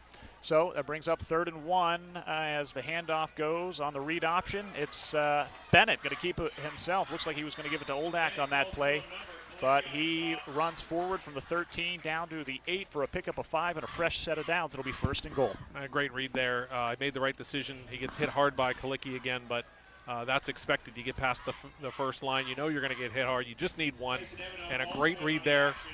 And now they have, they're in business here inside the 10.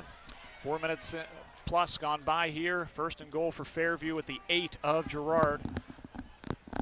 As Bennett out of the shotgun formation, sidecar Oldak will take the handoff, go up the middle, pushes the pile down to around the 5-yard line, and right around the 6 they'll mark him down, and for a quick short 2-yard gain.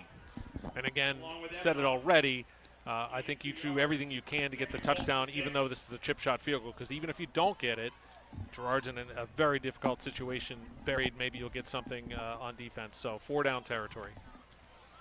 And on that last play, the left tackle, Peter Miller, was a bit slow to get up. Already without right tackle, Aiden Cheeseman, who left. He looks like he's back in there now. So, but a couple of injuries to keep an eye on here as Fairview continues along. 2nd and goal from the 6 of Girard. Out of the shotgun is Bennett. Bennett, read option. He's going to pull it himself, but there was a little confusion on if he was going to keep it or give it off to Oldak. He gets down to about the 4, a pickup of 2 more. That'll bring up 3rd and goal. Almost disaster there for Fairview, and that's such a tough play to read. You practice it a lot, and it's a lot harder than it looks. But he's got to be careful. If he keeps taking shots like that, we might be to a 3rd quarterback. So you got to be careful. I mean, he's a football player. He can take it, but, boy, he's gotten popped a couple times. So Bennett will work 3rd and goal, 6:30 and counting here in the 3rd quarter of our Erie News Now game of the week. He has 3 wide receivers, 2 to the near side. Bennett with a quick snap going right over the middle. This time, the touchdown connection as Postgame Haynes brings it in. That's going to be a 4-yard touchdown, and Fairview right back in this one, trailing by just 5 pending the extra point. Great job to hang in there by Bennett. He had the blitz on the right side. He had a defender right in his face. He knew he was going to get hit. There was River Rogers coming in on his right side, and he took the time, read that quick slant, and knew the pattern to get the ball out, knew he was going to take a hit. So that's a great job by the quarterback. So the 4-yard touchdown pass will keep the offense on the field as they try to make this a field goal game. And with the leg of Danny Lindenberger, you certainly want to take every chance to put points on the board. The snap, Bennett surveys the scene, pressure coming. He avoids it to the right, throws towards the end zone. It's batted down. That time coming up to make the play would be Zach Severance to bat it down. 2-point, no good. So a whole new game. This is what Fairview wanted. They get a stop, they get a score, and here we go. So the adjustments have been made. Not to say the Girards can't put it together.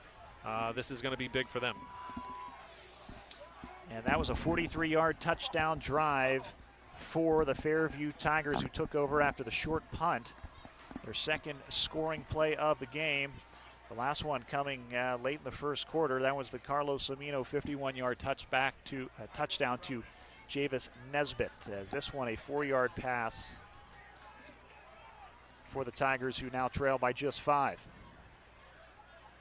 Score 18-13 Girard as we continue along here on the Erie News Now game of the week. I'm John Laddick alongside Jamie Murphy here tonight. Thanks so much for joining us here as that drive ends with 6:19 to go. So just over 4 minutes to get down the field, but ends at a touchdown, and Mark Sobolewski's crew back in business. So Danny Lindenberger, 2 kickoffs so far in this one.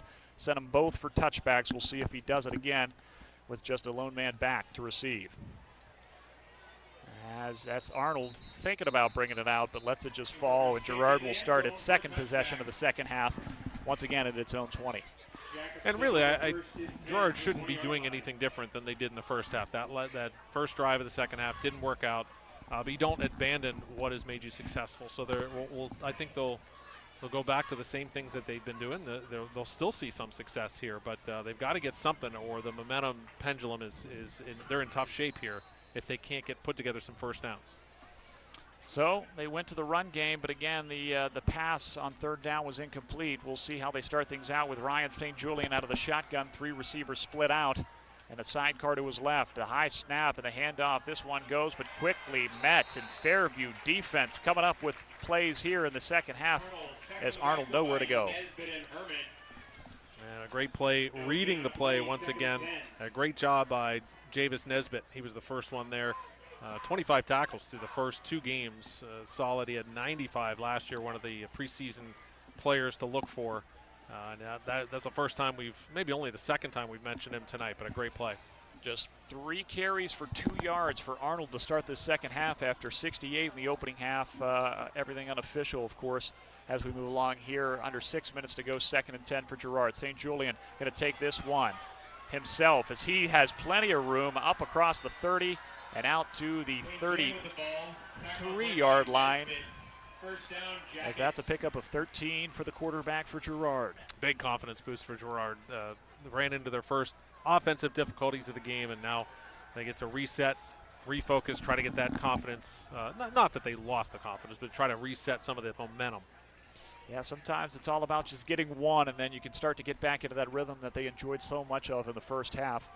As we go out of the shotgun, Ryan St. Julian with Mason Kalicki, the sidecar behind him to the left. As that time, it's going to go to Kalicki, who's going to push his way and barrel across the 35. He took a hit there at the end of that one. Slow to get up. Yeah, he's a little helmet woozy. to helmet right there. Not an illegal play, but just by contact, that got him in an awkward position, and they are going to call an official's timeout. He's going to have to leave the field.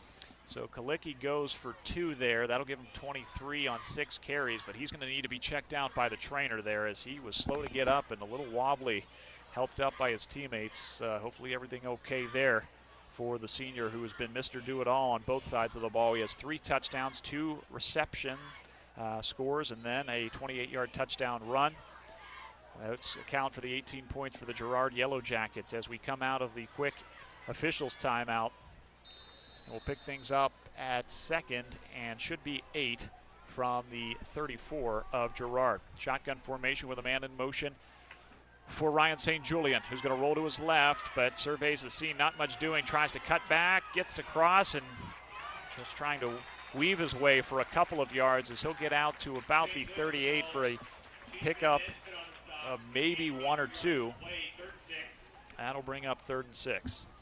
And St. Julian made something out of nothing, but lucky he didn't fumble that ball.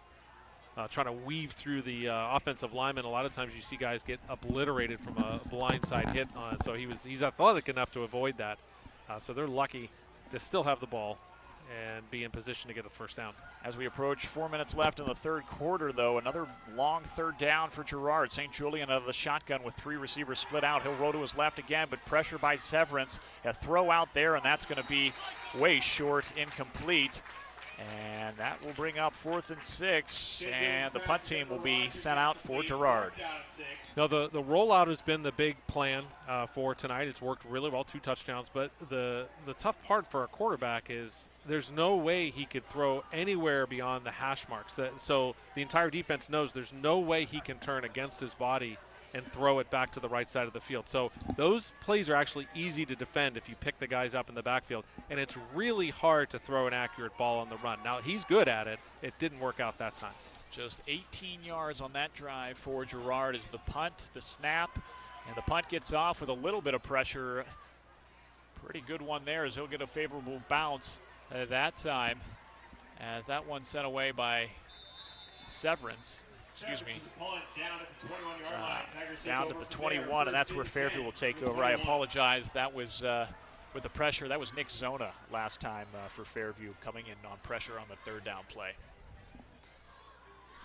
So Fairview will take over with 3:44 to go here in quarter number 3.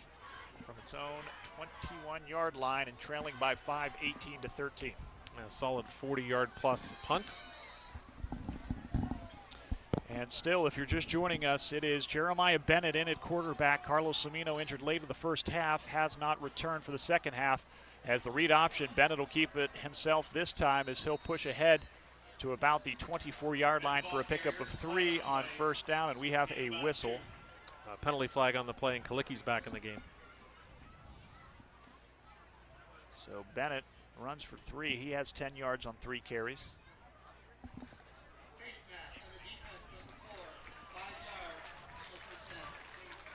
So the second 15-yard penalty of the second half. Earlier, unnecessary roughness, and now the face mask penalty, as that one gives Girard unofficially 74 yards in penalties here tonight. Excuse me, that only went, 5 yards on that? Yeah, it was a 5-yarder.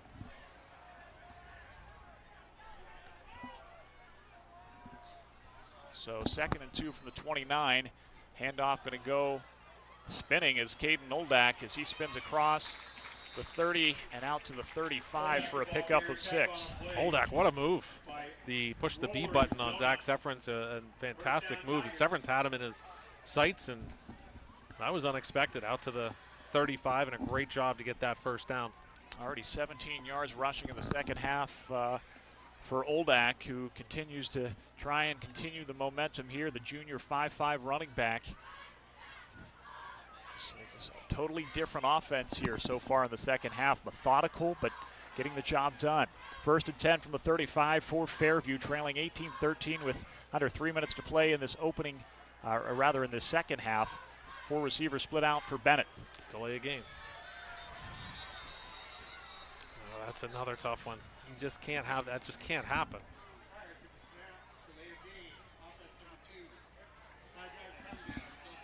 5th penalty of the night, unofficially 25 yards in penalty yards for the Fairview Tigers, who will back up to a 1st and 15 at their own 30-yard line. Again, don't go anywhere once this one goes final. We'll have the Valerio's Restaurant and Pizzeria post-game show. We'll hand out the Valerio's player of the game. A couple of players to keep in mind on both sides so far on this one, as Bennett with 4 receivers, 2 split to either side, works out of the shotgun, and Joseph O'Reilly in motion. Looking on the play action pass, wide open over the middle, as going 70 yards for the touchdown, as once again it's Langston Pastelik Haynes. What a connection. Bennett and Pastelik Haynes have been here in the second half. Their 2nd passing touchdown, but a flag on the play. And that silences the crowd. What a throw by Bennett. What a great arm he has. Mark Soboleski motioning to his guys that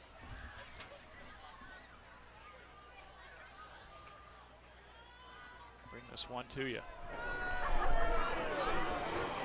Ineligible man downfield, number 77 on the offense. Wow, that's a really odd penalty to have on a deep post. How does a guy get downfield that quickly? Why is he go?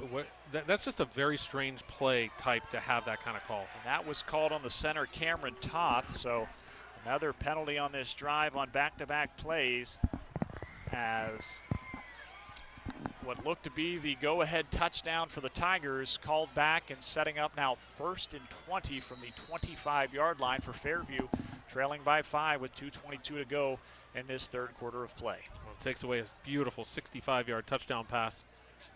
But, you know, it's no reason to destroy a drive. They've got still got a first down. You got to shake it off.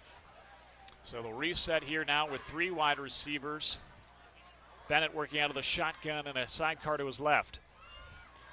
It'll be a read option, but the handoff goes for Oldak up to about the 29 for a pickup of 4. That'll bring up a 2nd and 16. So you just want to chip away. You don't have a lot of plays in your playbook for 2nd and 16.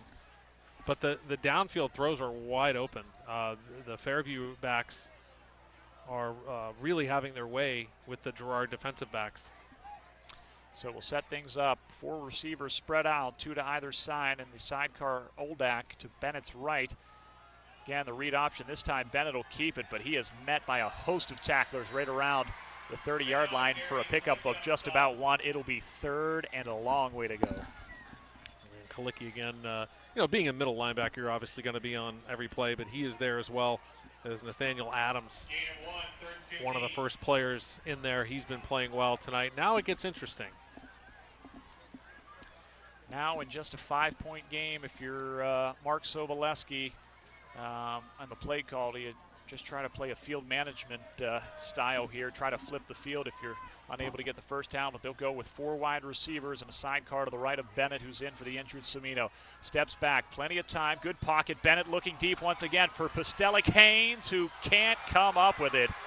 Some good coverage there that time on the account of Braden Mussett, who's been able to make a couple of pass breakups here tonight. Yeah, that was a good play. There was no interference. Good non-call there. A tough catch. That would have been a brilliant catch there. And Fairview has a great punter as well. I mean, it's Danny Lindenberger, of course, but this is a weapon to have. He's one of the best punters in the league, too. So you do try that play. Maybe you get an interference call, and plenty of time left. That's a good call on the offense. 1 minute to go here in the third quarter of play. An 18-13 lead for Girard. Aiden Arnold is the man back to receive on this punt, coming off the foot of Danny Lindenberger. He'll swing the right leg and get this one off. It's a wobbling punt. See if he gets a favorable bounce. He does, as Gerard getting away from this one. They'll be in business right around the 29 of the Yellow Jackets with 50 seconds to go here in the third quarter. 41-yard punt, not one of his better ones, but a good roll, and it gets the job done. So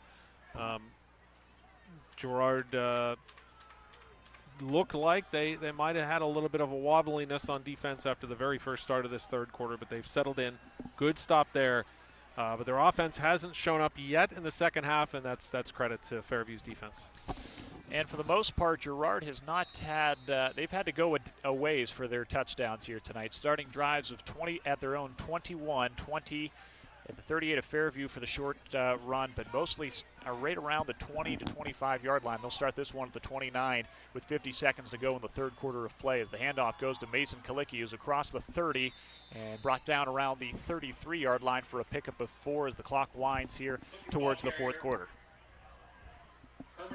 So it's good to see Kalicki back in the game. It was more of an awkward hit, head and neck area, so I thought he'd be out longer than he was. So it's good to see him back. And again, on those officials' timeouts, they got to go over to the sideline for at least one play to be checked out. But he was deemed by the trainers for Girard eligible to come back into play. Under 20 seconds to go here, as this will likely be the final play of the third quarter. Girard with the football, leading 18-13, second and 6 from its own 33. 4 receivers, 2 to either side, and Kalicki, the lone back. And the fumble, the ball popped loose there, still rolling around, finally picked up, and it is a Fairview football as they celebrate, I believe, in that time to pick it up was the linebacker, Xavier Nolf. Indeed it was, and Fairview catches the big break here in the second half. Javis Nesbitt, what a play. He blew up Kalicki, if that's even possible to put those words in a sentence. Helmet right on the ball, and it rocketed about 5 yards ahead. You don't get better defensive play than that. Nolf comes up the recovery, so Fairview will take over at the Girard 30 for this drive. With 1.6 seconds to go here in the third quarter. As we'll see, it's setting up again for a drama-filled fourth quarter between these West County rivals. Bennett going out of the shotgun formation. Caden Oldak, the sidecar to his left, 2 receivers to the near side. As the handoff goes to Oldak. He's across the 30 down towards the 26. Pickup of 4. So it'll be a 2nd and 6 from the 26 for Fairview when we start the fourth quarter. We're going to step aside, and we will bring you an exciting fourth quarter ahead here on the Erie News Now Game of the Week. At the end of the third quarter, after 36 minutes of play, Girard 18, Fairview 13. At 102 Credit Union, we tend to make becoming a member easy. Walk in, sign up, and start saving. We tend to your needs with lower rates, fewer fees, and personalized service. 10 to joining, 10 to thriving, 10 to enjoying the benefits today. Easy to join, built for you. 102 Credit Union. Your home is your castle, but is your roof fit for a king? At Leon Construction, we provide top-tier roofing to shield your home from leaks and the damaging effects of water. With premium materials, expert craftsmanship, and lifetime warranties, we don't just build roofs, we build protection. Get the royal treatment your home deserves. Call today for your free roof inspection. Leon Construction, the king of quality. Call 450-4601 or visit us online at leoncep.com. At 10-2 Credit Union, we tend to your financial needs, starting with lower credit card rates. Because when we tend to your budget, you can tend to what matters most. Tend to your dreams. Tend to your future. Tend to credit card rates that work for you. Lower rates, better living. 10-2 Credit Union. We welcome you back to the fourth quarter of play here. 18-13 Girard leading Fairview, but the Tigers with the ball after the forced fumble by Javis Nesbitt. 2nd and 6 from the Girard 26-yard line. As we go here, Jeremiah Bennett in for the injured Carlos Amino. Fakes the delayed handoff. Flags are flying everywhere, as that's going to be a potential loss, but we'll await the flags because they came right after the snap. Yeah, it looks like an illegal procedure with a very complicated play that they looked like they had executed well, but maybe someone was lined up incorrectly.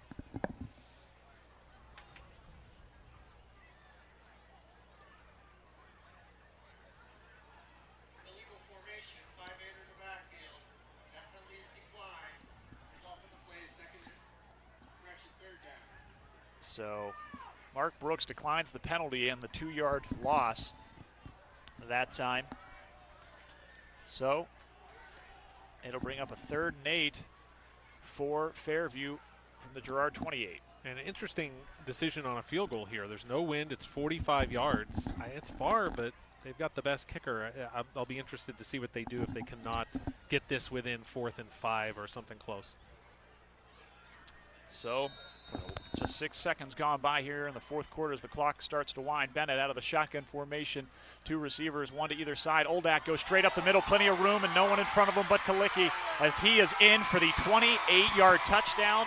No flags on the play, and it is Fairview pushing in front right now, 19-18, pending the extra point. And nobody touches them. A perfectly blocked play, and that's what we didn't see in the first half. And you can forget about any field goal talk. And now first lead of the game for Fairview. As the 28-yard touchdown run, Caden Oldak enters his name into the conversation for the Valerio's post-game show and Valerio's Pizza Player of the Game, as Fairview will set up to go for 2.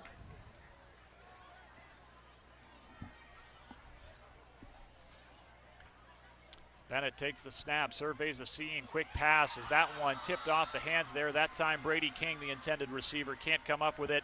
So it'll be a 1-point game at 19-18 with 11:41 to go here in the fourth quarter. We'll step aside. Back in a moment on the Erie News Now Game of the Week.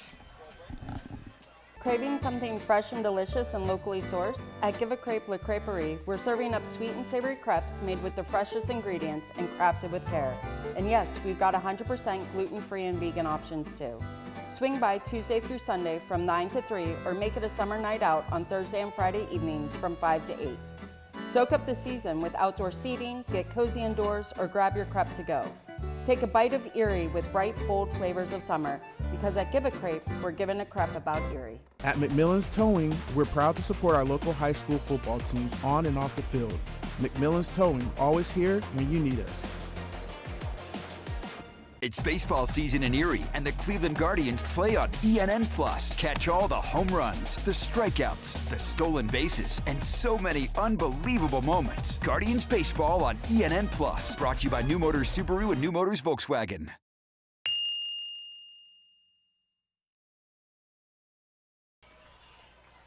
Welcome back as Danny Lindenberger sends this one back for his 4th touchback of the night off the Fairview touchdown as the Tigers take the lead 19-18 here.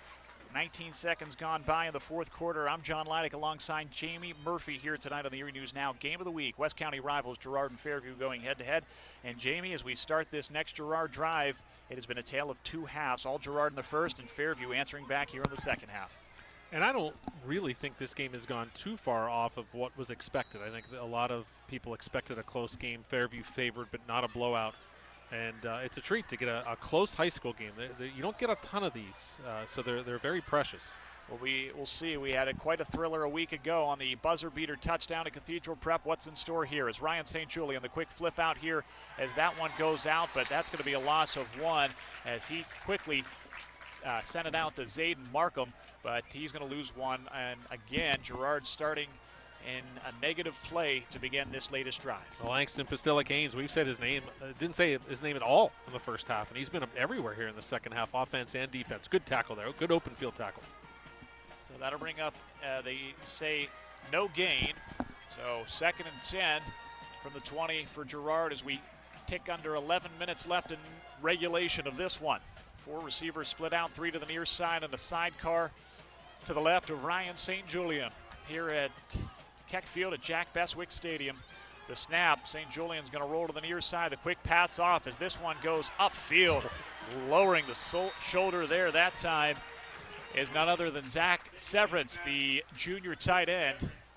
As he gets out to the 29, that'll bring up a 3rd and very manageable 1. Mason Smith-Hawley, all of 5'7", 125, taking on Severance and doing a great job hanging on to him. That is very, very difficult to do. Sometimes when you're mismatched, you just hang on and enjoy the ride. They're doing a good job here to at least put it in 3rd down situation. Tight formation here. 2 receivers to the near side out of the I formation. Under center, St. Julian just going to barrel his way and push. Follow his lineman as he picks up about 2. And maybe give him 3 out to the 32 and a fresh set of downs. Boy, was that needed for Girard. They slowly, methodically try to push their way out of deep in their own zone.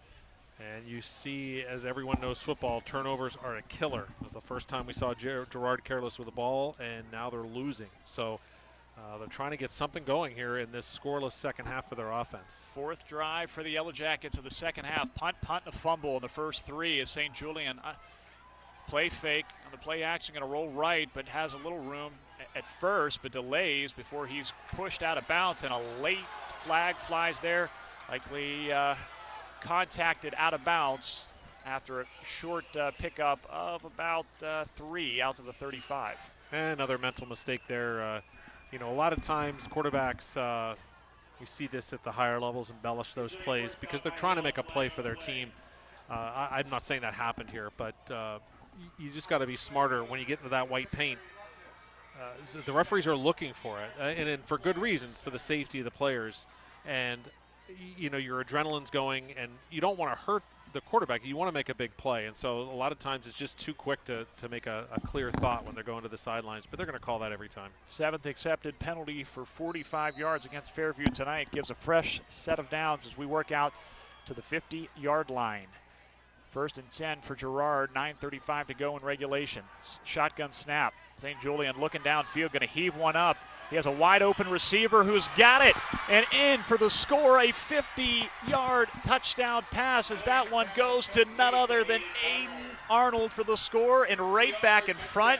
Just when you think momentum has shifted, Girard punches right back. What a throw on the run.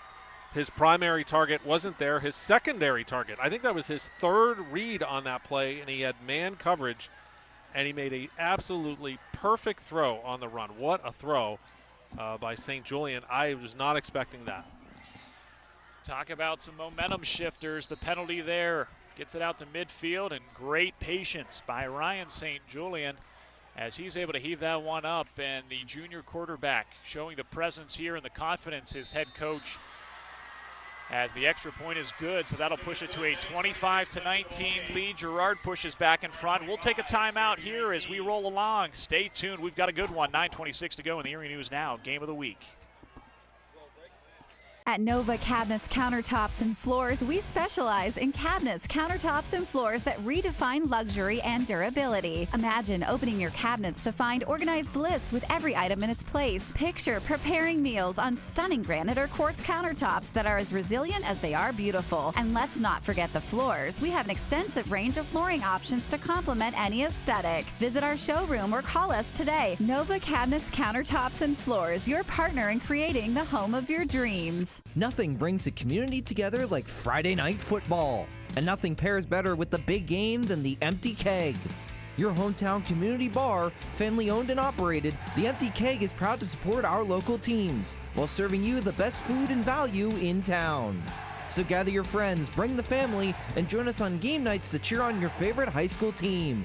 Surrounded by great food, good times, and hometown pride. The Empty Keg, your home for Friday night football. Welcome back for a fourth time tonight. Tyler Vavrick, the Girard kicker, just sends it intentionally right out of play, and they'll take the penalty as it hasn't cost them so far in this one. But an interesting strategy. They don't want to give too much special teams spark for Fairview. And Fairview wants them to try and put it in play, so Mark Soboleski is going to ask for a re-kick here. I don't know. I don't have words for this one. It's the first time it's happened, but this is an adjustment. This is what they did at halftime. Say, hey, let's not let them do what they want to do on the kickoff. So there is a clear adjustment. So now from the Girard 35, we'll try this again.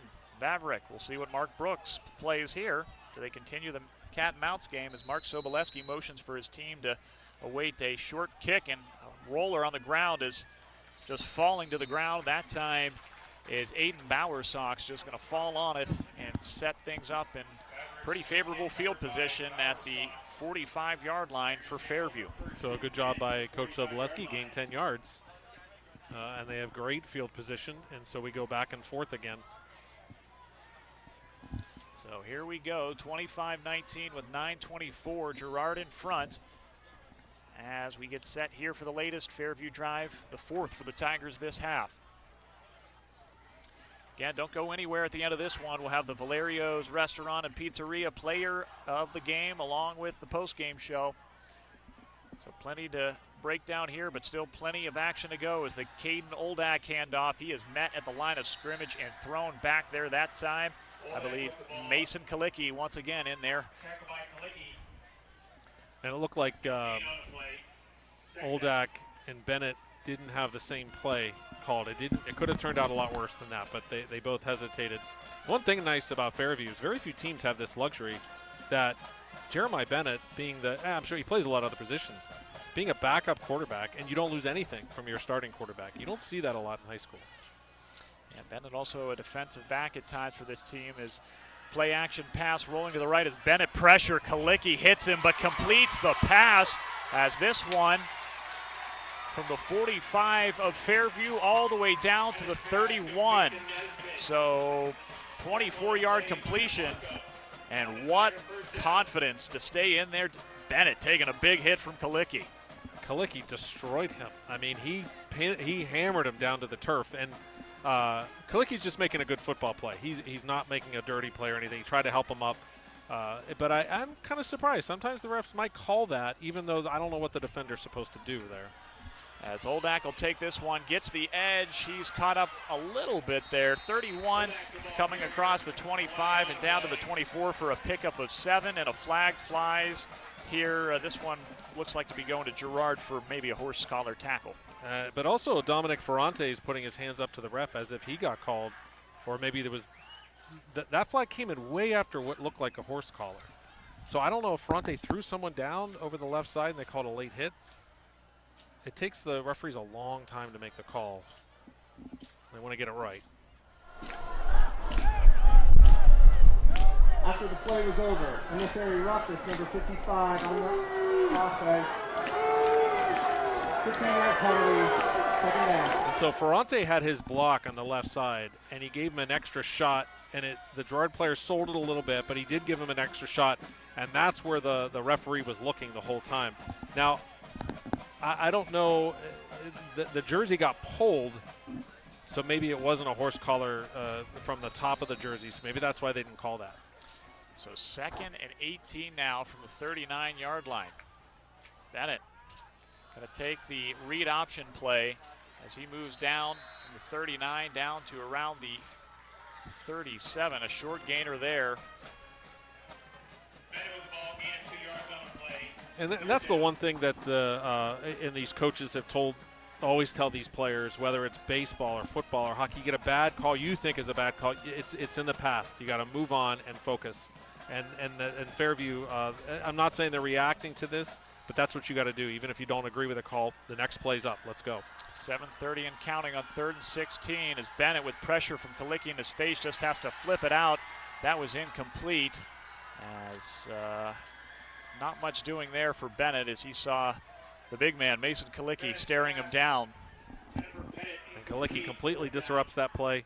A good job to taking away the eyes of the quarterback, and the Girard faithful really being a lot more vocal than they have been all night.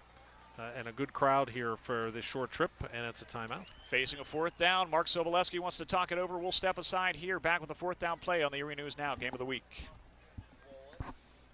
When the summer heat hits, your AC shouldn't have to work overtime.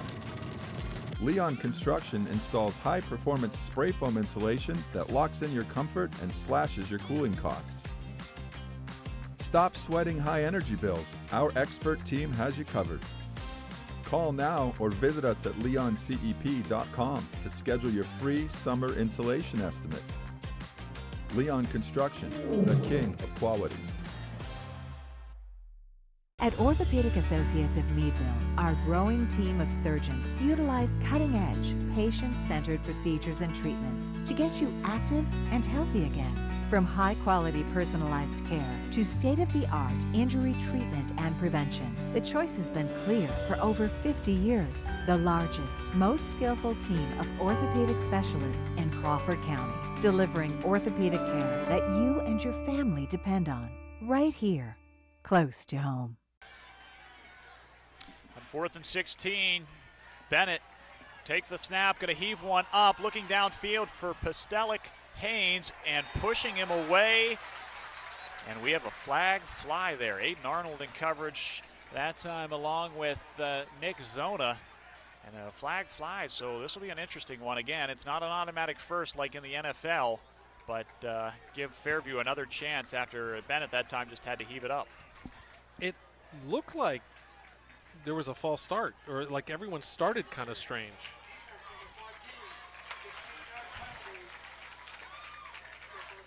It was almost like a Hail Mary at the end of the game where nobody pass rushes there, and they just all sit back in coverage. 4th penalty of the second half here for Girard.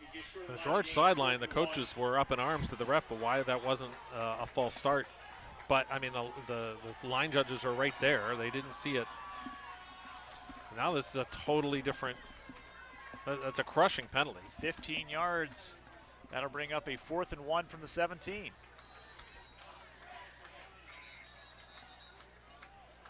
So we have whistles fly here. Timeout again. As a timeout, we'll take one as well. Back here in a moment, and a 25-19 Girard lead here on the Erie News Now Game of the Week.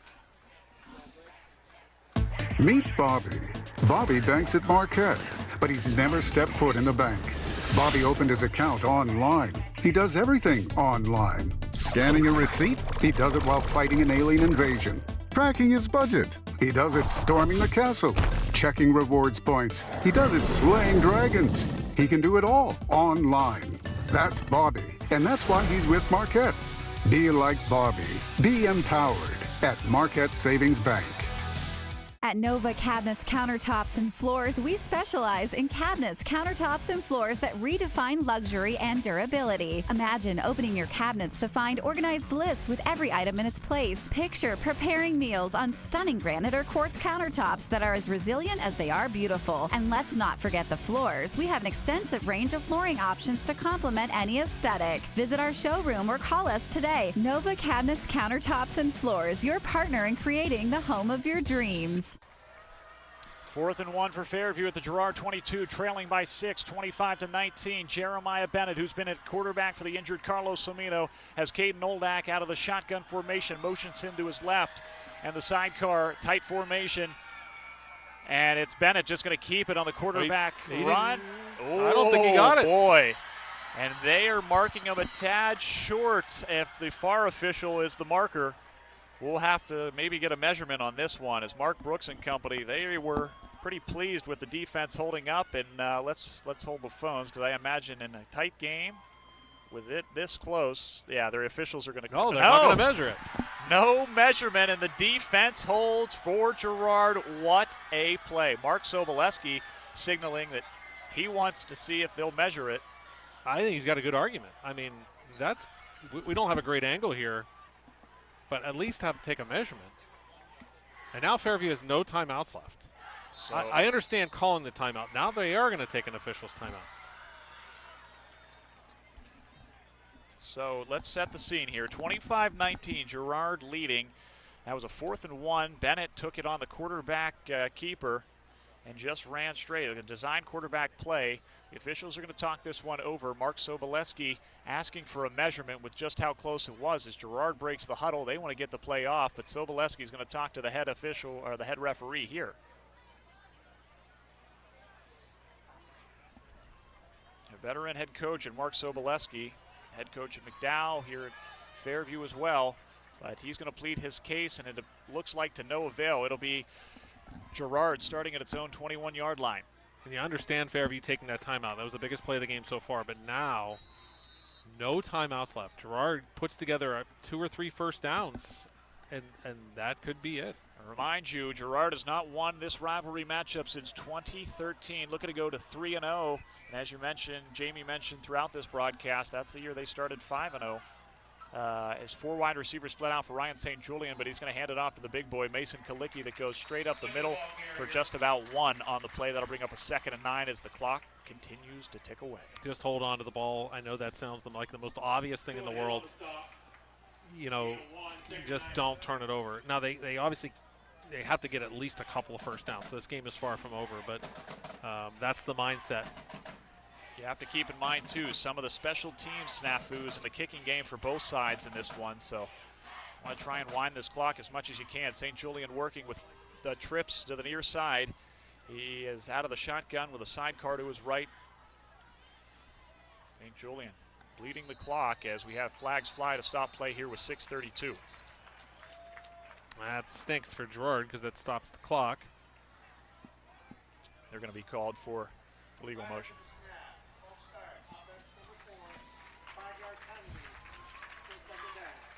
So instead of maybe a 2nd and 6 with 5.5 to go, running a time off the clock, now you got 2nd and 15 and a whole, I mean, you can still burn 20 seconds, but just can't happen. 5th penalty of the second half for Girard. That'll back them up to a 2nd and long, 14 here at their Yellow Jackets' own 18-yard line, but the clock continues to tick away, nearing the 6-minute mark, halfway through the 4th quarter. Leading 25-19, St. Julian rolling, has an open receiver, and goes in and out of the hands that time, as that one was intended for River Rogers. He couldn't bring that one in that case of trying to catch it with your body rather than out in front of you.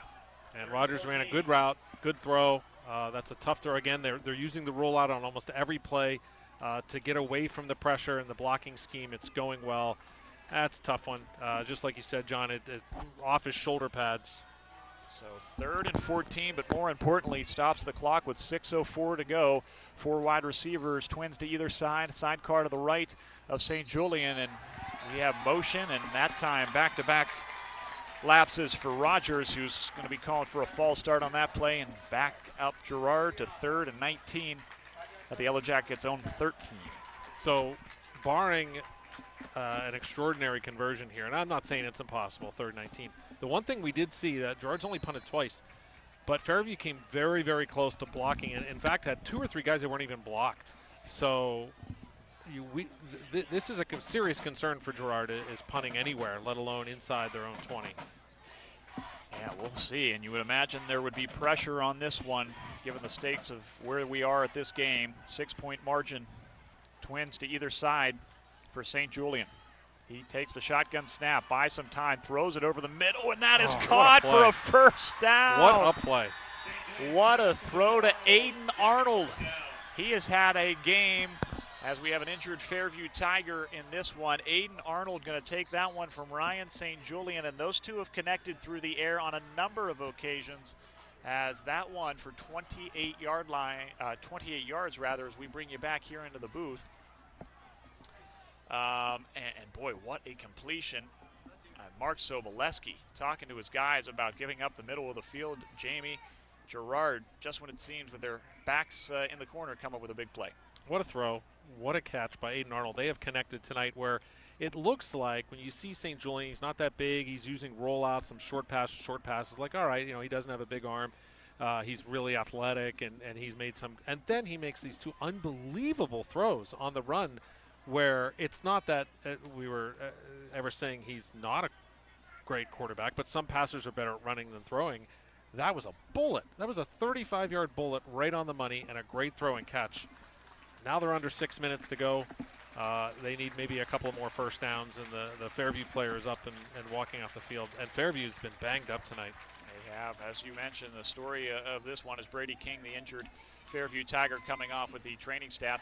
You lost Carlos Lamino late in the first half. Your starting quarterback, Jeremiah Bennett, though, has acclimated himself quite nicely in this one, as that pass again, 28 yards on a 3rd and 19. Ryan St. Julian to Aiden Arnold, and those two so far tonight by last account, 1, 2, 3, 4th completion to Arnold tonight.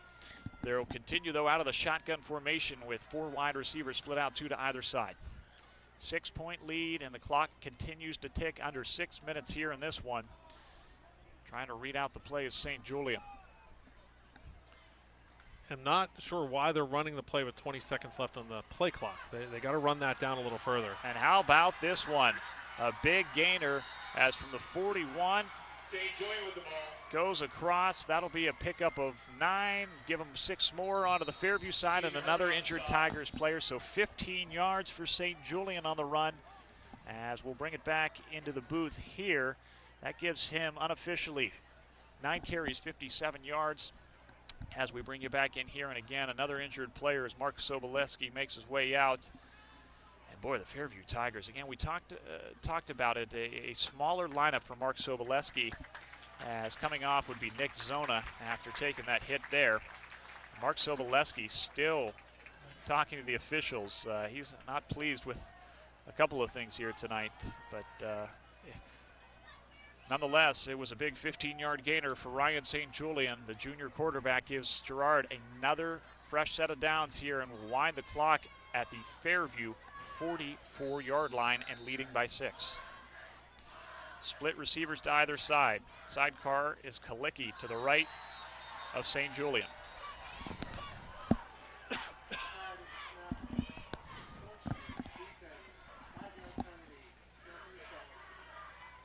And that time it's Fairview called for the infraction.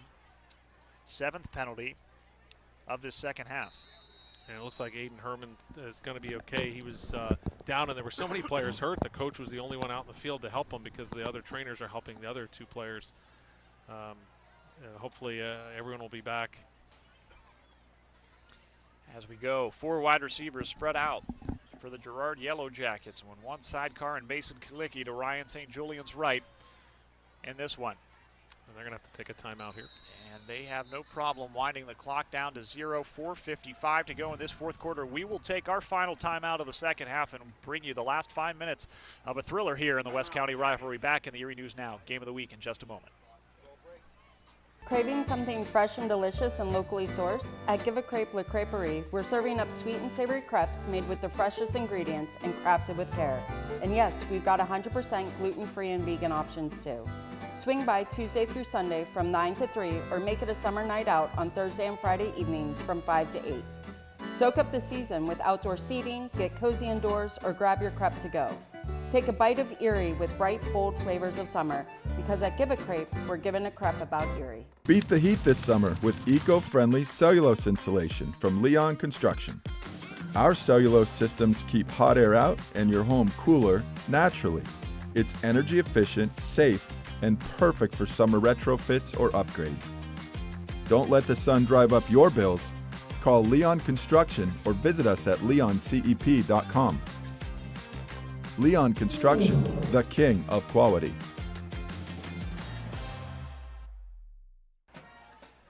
As we welcome you back to Keck Field at Jack Beswick Stadium. 1st and 5 for Girard at the Fairview 39 and leading by 6, 25-19. 4:55 to go. Man in motion is Arnold, but the handoff goes to Kalicki. Barrels his way up the middle, and he pushes towards the first down marker. It'll be a 2nd and 1 upcoming for the Yellow Jackets, a pickup of 4. And now Gerard in total control with a 2nd and short. They need to run this play clock down as far as possible. And that'll pull that into about the 4-minute mark.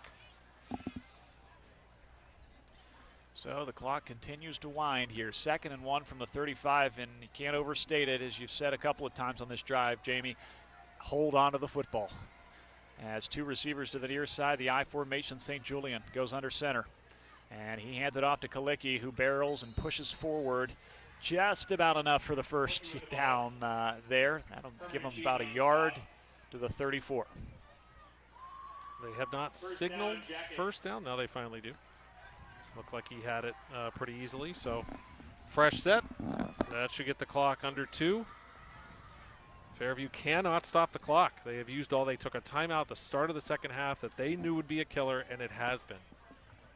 Couple of penalties, too, on this drive as well have cost the Tigers. 4 receivers as Fairview looking to show pressure here. Try to get to St. Julian. Mark Brooks gives the adjustments to his junior quarterback on the far sideline. Gerard faithful as St. Julian pressured here, gets out of it and just throws it away. Great job by St. Julian, who takes a hit at the end as he was throwing it out of bounds, getting away from the sack, and we will await the call on this one from the referee. So I don't know if Nesbitt hit him late, or I don't think it would be intentional grounding because the ball passed the line of scrimmage. And he was outside the tackle box too, so. They're going to have a discussion. We'll bring you the call.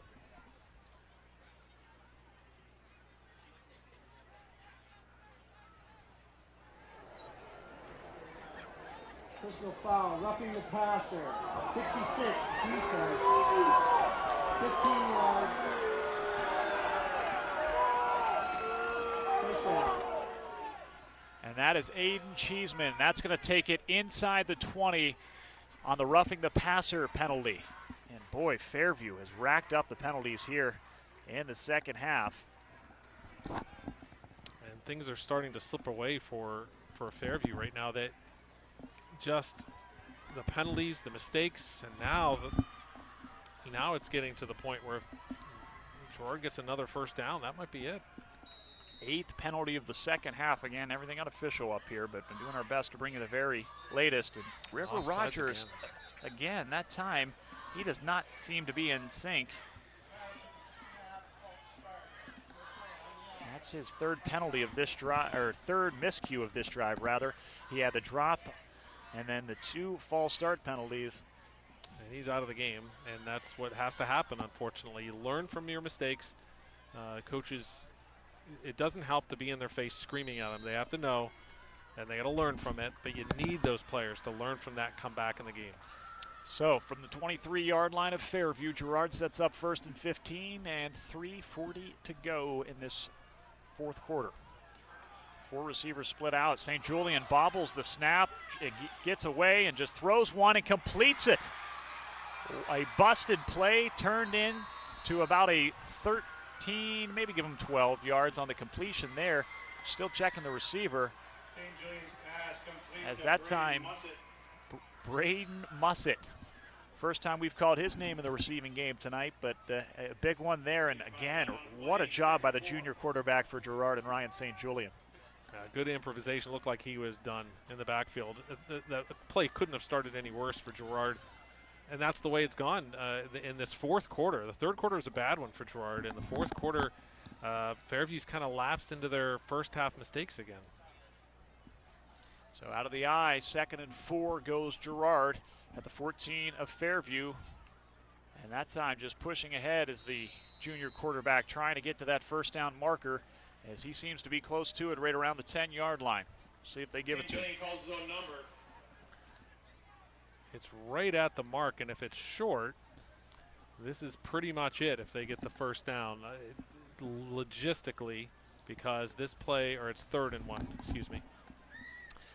And just want to remind you, once this one does go final, stay right here as we will have the Valerio's Restaurant and Pizzeria post-game show where we hand out the Valerio's Pizza Player of the Game. A couple of notable players on each side of the ball that we can choose from here tonight.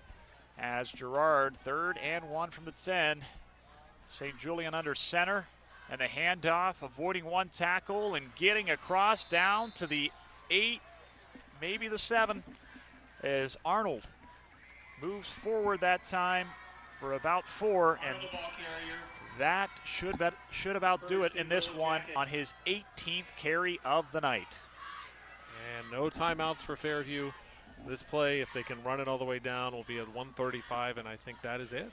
What can you say about Mark Brooks's club, 2nd year with the team here, and the contributions you've got tonight? Kalicki, St. Julian, Postelic, Haynes, and just a number of different, Postelic, Haynes on the Fairview sidelines, but a number of guys have contributed. Arnold in this one as pushing ahead there. 1st and goal. St. Julian gets down to the 5 for 2. Give him 62 yards unofficially on 11 carries here tonight. But just a number of contributions. We can't say enough about Braden Mussett, couple of plays as well. Just great contributions throughout the lineup for Mark Brooks' Girard Yellow Jackets, who are nearing their first victory in this rivalry game since 2013. And you hear about teams not out-coaching but coaching, and it's kind of a cliche. But just coaching to the strengths of these players. What an excellent job. And pushing forward and into the end zone. Will they give it to him? They do. A 5-yard touchdown run, Ryan St. Julian. And that certainly will do it with 1:04 to left. What a statement by Gerard. They're going to go to 3-0 with a road win at Fairview. And I wouldn't call shocking. It's not shocking. I think it is an upset because it's a road win. And Fairview has dominated the rivalry, even though Fairview was coming off a terrible game. Just hand it to Girard. They played really well. Their stretch in the 3rd quarter wasn't great because Fairview made those adjustments, and I was really convinced Fairview would come out, not blow them out, but just pull out a victory by adjusting. And credit Girard for not letting that happen. Jamie, how about this one? Maverick's kick is good. Maverick gets the kick to go, so that's a 32-19 lead here for the Girard Yellow Jackets, but they took 6:10 off the clock. They started that drive with 7:14 to go in this one at the Yellow Jackets' 21-yard line. They marched down the field 79 yards and capped off by the 5-yard touchdown run by the junior quarterback. They held on to the ball. They took advantage of mistakes. They had that play of the game. It was a St. Julian pass over the middle of the post against the zone defense. Aiden Arnold. Was remarkable. Yeah, 28 yards on that completion, and those two connected on 4 different occasions tonight. How about the passes? Ryan St. Julian to Aiden Arnold tonight. We know Kalicki had the 2 touchdown receptions, but Arnold receptions tonight of 25, the quick 4-yard reception. And then you also had the 50-yard touchdown and then the all-important 28-yard touchdown on 3rd and 19 to keep that drive alive and clinch this one as the student section decked out in white for Girard, starting to celebrate, realizing the historic importance of this one. The first time since 2013, the Girard Yellow Jackets are likely, as we, barring something big here, going to see a victory for Girard. So 12 years in the making. As Gerard been waiting for this one in the West County rivalry there, Jamie. Yeah, a lot of times around the same dates. First win over Fairview 2013, first 3-0 since 2014. And so that's lifetimes ago for these kids and several graduating classes ago. And it means a lot, even though, even compared to last year, it's a totally different team. So, and there's also a lot of season left. And now we start to see, okay, now Gerard is when you say for real, I don't like that phrase, but is a legitimate force in Region 5. Well, I think you heard it in the pregame show brought to you by Hallman Hyundai and, Hallman Chevrolet. the whole focus this week for Mark Brooks is he was saying, guys, we just have to focus on this as another game. We know these rivalry games bring so much emotion and so much to the communities on both sides, but he said we just need to look at it as one game. They certainly did that. A couple of miscues to start in the third quarter, but they rebounded nicely here with a couple of big touchdowns. And boy, the Girard student section, they are pumped up here tonight, getting ready to celebrate during the Valerio's Restaurant and Pizzeria post-game show, where we will hand out our player of the night, as Mark Sobolewski is going to make, once again, as for the 5th time tonight, for Gerard in the kicking game. They had Tyler Vavrick kick it out of bounds, but for the 2nd time here in the second half, Mark Sobolewski wanted him to re-kick on this one. And for Mark Sobolewski's club, after a thrilling come-from-behind victory on the road down at Slippery Rock in week number 1. They trailed in that game 14-0, come back, win 28-21. But a second consecutive week here at home that they fall quite short, and plenty to clean up as they head into week number 4. Yeah, a lot of injuries, a lot of players banged up. You'll see that a lot really early in the season. Again, you can spin it positively. We're only 3 weeks. We got several weeks left to go to fix. He's one of the most experienced, talented coaches in the region. But tonight's, boy, it's going to be tough watching the film. Yeah, we'll see how this one plays out as Vavrick gets set to tee this one up. And the bouncer here is taken in and just dropped around the 45-yard line. Again, the second and year. There's another personal foul. This one's on Gerard. 8 Power Sox covers the Maverick kick, flag on a play. So one of the Girard players, well after the whistle, shoved one of the Fairview players over the pile. So Personal foul. They hit number 20 on the kicking team. 15 yards. First down, Fairview. and that was Braden Mussett, who has had his contributions in this one tonight. But just to go over this one, the contributions offensively, none other than Ryan St. Julian, the junior quarterback, who's found Mason Kalicki on a couple of occasions. You've had Aiden Arnold, who has a touchdown reception of 50 yards here tonight. And then, of course, Julian with his 5-yard touchdown run to cap this one off. But, boy, plenty of great players here tonight for the Girard Yellow Jackets. It'll make it quite a discussion as we go into the opening break and get you into the Valerio's Valerio's Restaurant and Pizzeria post-game show as Bennett rolling out, throwing, and that one complete that time. Postelic Haynes going to catch it as the 40 all the way down to the 27-yard line, a pickup of 13. So Gerard in it's not really technically lined up as a prevent defense, but just trying to keep the plays in front of them. No timeouts left. They need a miracle at this point. As heaving it downfield for Postelic Haynes. Boy, that one off a few players there, as that time Zayden Markham could have had an interception and almost bounced into the hands of Postelic Haynes. And Markham just saw it at the very last second. That would have been a touchdown. He just got a piece of it. Postelic Haynes, it was open, and he had the ball in his sights, so a good play at the very last second. But surprisingly, there shouldn't be one-on-one coverage in the end zone there. But so we'll see how this one plays out. Bennett flipping, and a great job that time as Zach Severance, the tight end and linebacker, there to break it up. As that time trying to get it to Eli Pettit. Bennett trying to make something here, maybe a little magic late in this one. And a good play by Gavin Roller, number 25, to disrupt that play. He made that throw a little too early because he had to. He was pressured on the play. As Bennett heaving it up towards the end zone. Postelic Haynes there. The defensive back and receiver both fighting for it, and they're going to call it a touchdown.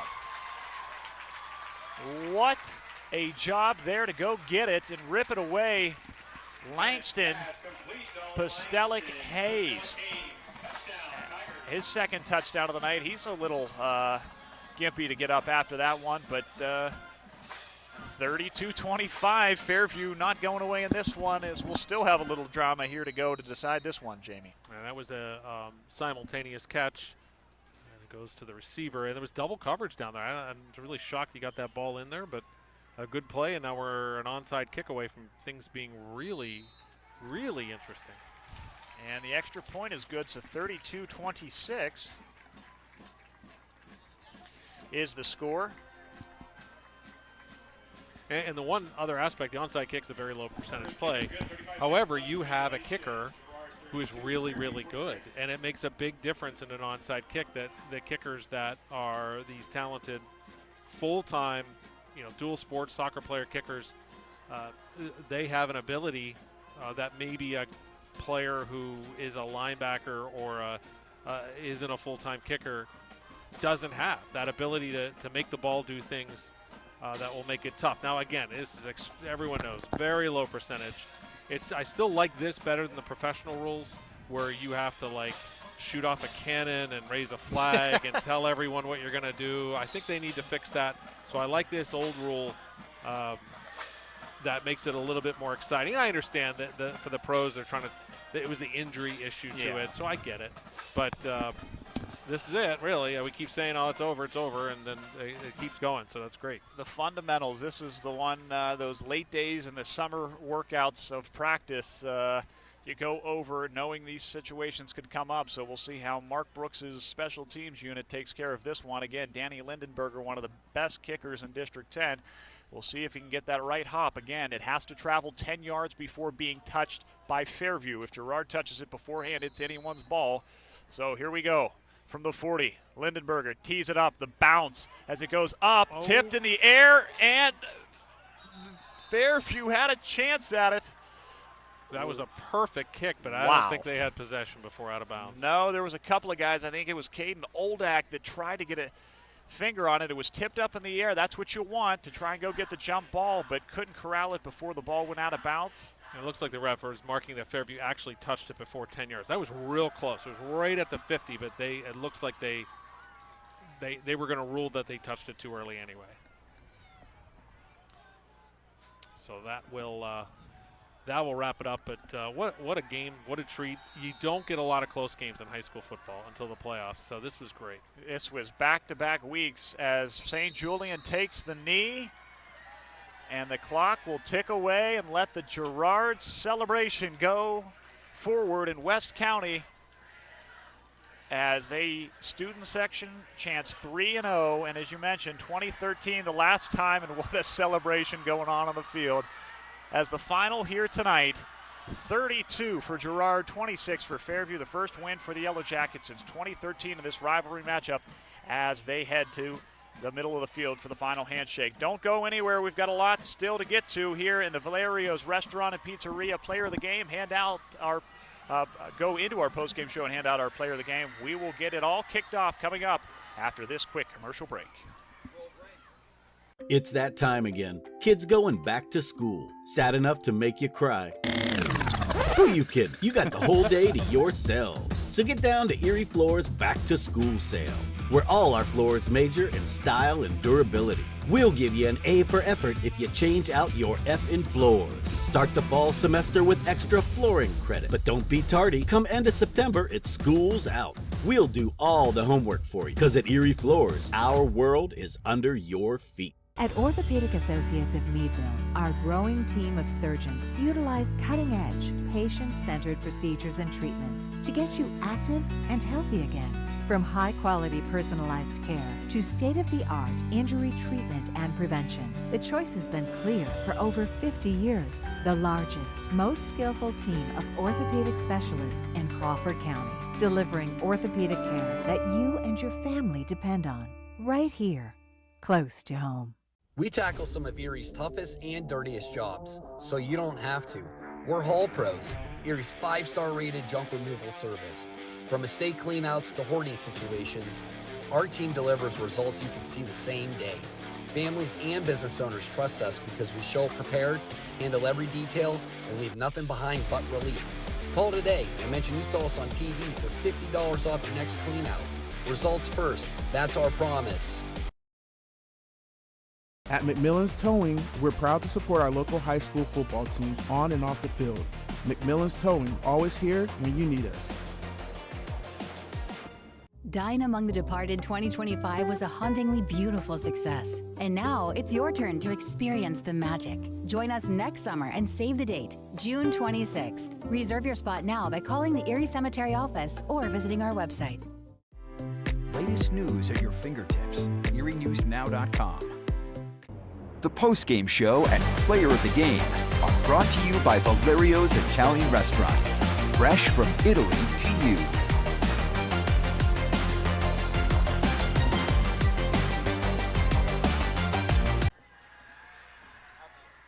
Welcome back here to the Valerio's Pizzeria, Valerio's Restaurant and Pizzeria post-game show. I'm John Laddick alongside Jamie Murphy. Valerio's Restaurant and Pizzeria with 3 locations, including West 38th and West 32nd, as we welcome you in here in a victory and quite a celebration probably ongoing here tonight, just getting started.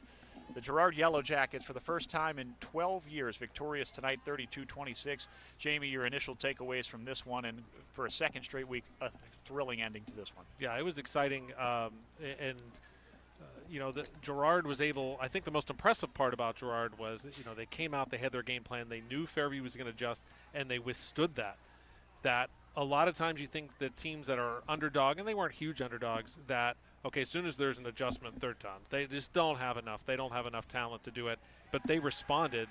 The play of the game is that post pattern. That pass by St. Julian is the pass that really changed it, because they were facing. We were talking about a punt deep in their own territory. Fairview they were gonna retake the momentum, and every time Fairview had that chance to do it, Gerard responded, and that's the mark of a good team. Is not just, oh, we happen to come in here and Fairview beat themselves and we're great to get out of here 3-0. They made it happen, and so they certainly deserve everything about this tonight. Let's recap the scoring as we await an interview with Mark Brooks, and we'll bring you our Valerio's Restaurant and Pizzeria Player of the Game here tonight. So things started off, of course, Fairview methodically moves the ball down the field but can't connect on a 29-yard field goal. Again, the bobbled snap, Danny Lindenberger not able to get one off. From there, Girard capitalized. They moved down the field, and it's the passing game. After a lot of opening series runs, Ryan St. Julian on the 14-yard pass to Mason Kalicki, 6-0.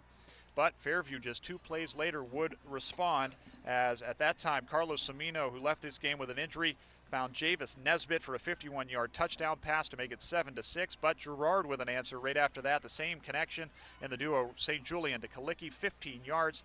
And after a 2-point failed try, 12-7. From there, it was Kalicki the next time on the ground in the second quarter with about 4:49 to go in the half for a 18-7 lead at half, and it seemed like all Girard at that point as we headed into the locker room there, Jamie. Yeah, and Fairview had a terrible second quarter, and you knew they were going to get better, and they did get better. They beat Girard in the third quarter, and then that was it. They kind of just went back to the second quarter again in that fourth quarter. It's got to be really frustrating for them. As we continued on, it was a tale of two halves at least into the third quarter, because that's where Fairview responds. They take that opening drive of the third quarter and they march down the field. It was Jeremiah Bennett who was in at quarterback late in the second and started the second half. At quarterback, he finds Langston Postelic Haynes for the 4-yard touchdown pass, 18-13. And after Girard couldn't make anything happen, from there, a 28-yard touchdown run, Caden Oldak to put Fairview in front for the first time since the first quarter at 19-18. But from there, Girard, as you mentioned, a drive where they needed an answer, facing 3rd and 19 from their own 13-yard line, and it was the connection all night through the passing game as well. It was Ryan St. Julian to Aiden Arnold, 28 yards on the completion, and that set up later the touchdown. It was St. Julian, 50-yard touchdown pass later in that drive to make it 25-19. And then late in the fourth quarter, Girard goes on a 6-minute, 10-second drive, capped off by St. Julian, icing this one away with a 5-yard touchdown run. Fairview not to be outdone as Bennett and Postelic Haynes connected one more time on a 27-yard touchdown pass for the final score of the night that made it 32-26. As we continue along here on the Valerio's Restaurant and Pizzeria Postgame show. We will hand out the player of the game coming up, and we'll have some individual statistics for you tonight. And we hope to hear from head coach Mark Brooks about this victory. First time for Girard in 12 years. Stay tuned here from the Erie News Now Game of the Week. Nothing brings the community together like Friday night football. And nothing pairs better with the big game than the Empty Keg. Your hometown community bar, family owned and operated, the Empty Keg is proud to support our local teams while serving you the best food and value in town. So gather your friends, bring the family, and join us on game nights to cheer on your favorite high school team. Surrounded by great food, good times, and hometown pride. The Empty Keg, your home for Friday night football. Thinking of selling but feeling stressed and just don't know where to begin? As Erie's senior care expert, I can make selling your home a little less stressful by personally assisting you from beginning to end. I will be there personally every step of the way. Beat your competition and list now while the housing inventory is low and the seller's market is still hot. Call D. Caruana and Associates today and put my one-of-a-kind multimedia marketing plan to work for you. Your home could be the next one on our sold list. Craving something fresh and delicious and locally sourced? At Give a Crepe La Creperie, we're serving up sweet and savory crepes made with the freshest ingredients and crafted with care. And yes, we've got 100% gluten-free and vegan options too. Swing by Tuesday through Sunday from 9 to 3 or make it a summer night out on Thursday and Friday evenings from 5 to 8. Soak up the season with outdoor seating, get cozy indoors, or grab your crepe to go. Take a bite of Erie with bright, bold flavors of summer, because at Give a Crepe, we're giving a crepe about Erie. At Nova Cabinets, Countertops, and Floors, we specialize in cabinets, countertops, and floors that redefine luxury and durability. Imagine opening your cabinets to find organized bliss with every item in its place. Picture preparing meals on stunning granite or quartz countertops that are as resilient as they are beautiful. And let's not forget the floors. We have an extensive range of flooring options to complement any aesthetic. Visit our showroom or call us today. Nova Cabinets, Countertops, and Floors, your partner in creating the home of your dreams. What if where you banked made a difference? What if that bank were the only one headquartered right here, and every dollar stayed here to empower businesses to create jobs, empower families to prosper, empower our communities to be better places? Because after all, we're in this together, and where you bank does matter. Be empowered at Marquette Savings Bank. We welcome you back into the Valerio's Restaurant and Pizzeria post-game show. I'm John Laddick alongside Jamie Murphy. Valerio's Pizzeria with 3 locations across Erie County. Valerio's fresh from Italy to you. Let's come back into the broadcast booth as we give you the individual statistics of tonight. Jamie, we'll start on the Fairview side of things. Again, everything unofficial. We do our best to bring you the statistics from tonight. 13 carries, 50 yards for Caden Oldak of Fairview. You also had Joseph O'Reilly, who finished with 36 yards on 8 carries. Carlos Semino with just 3 carries. He was sacked a couple of times for a negative 12 yards. And then you had Jeremiah Bennett with 6 carries for 13 yards. A number of connections. Trying to go through the mental math will probably not bode me well, but talk about Jeremiah Bennett coming in here tonight. Carlos Semino leaving late in the second quarter. For the most part, he acclimated himself pretty well, especially when you're not geared up to start a game like this. He came in and was able to complete some big passes. Great arm. Same exact size as Semino. His athleticism is very comparable. And as we said during the broadcast, you don't see that a lot in high school football, where you see the best athlete maybe as the quarterback, and then you're pulling away from another position that's going to really suffer. And it probably did a little bit, but Fairview has 2 really good quarterbacks. Bennett has fantastic, nice touch, perfect throws in the corner there that were tough catches to make, good coverage by Gerard. And so hopefully it looked like Semino was pretty serious. We don't know what it was. He didn't come back, but Bennett's going to do a great job. I have full faith that Fairview's going to bounce back, and they're still going to have a very good season. They've got a great coaching staff. They're going to learn from these mistakes. This one is in the past. You got to move on.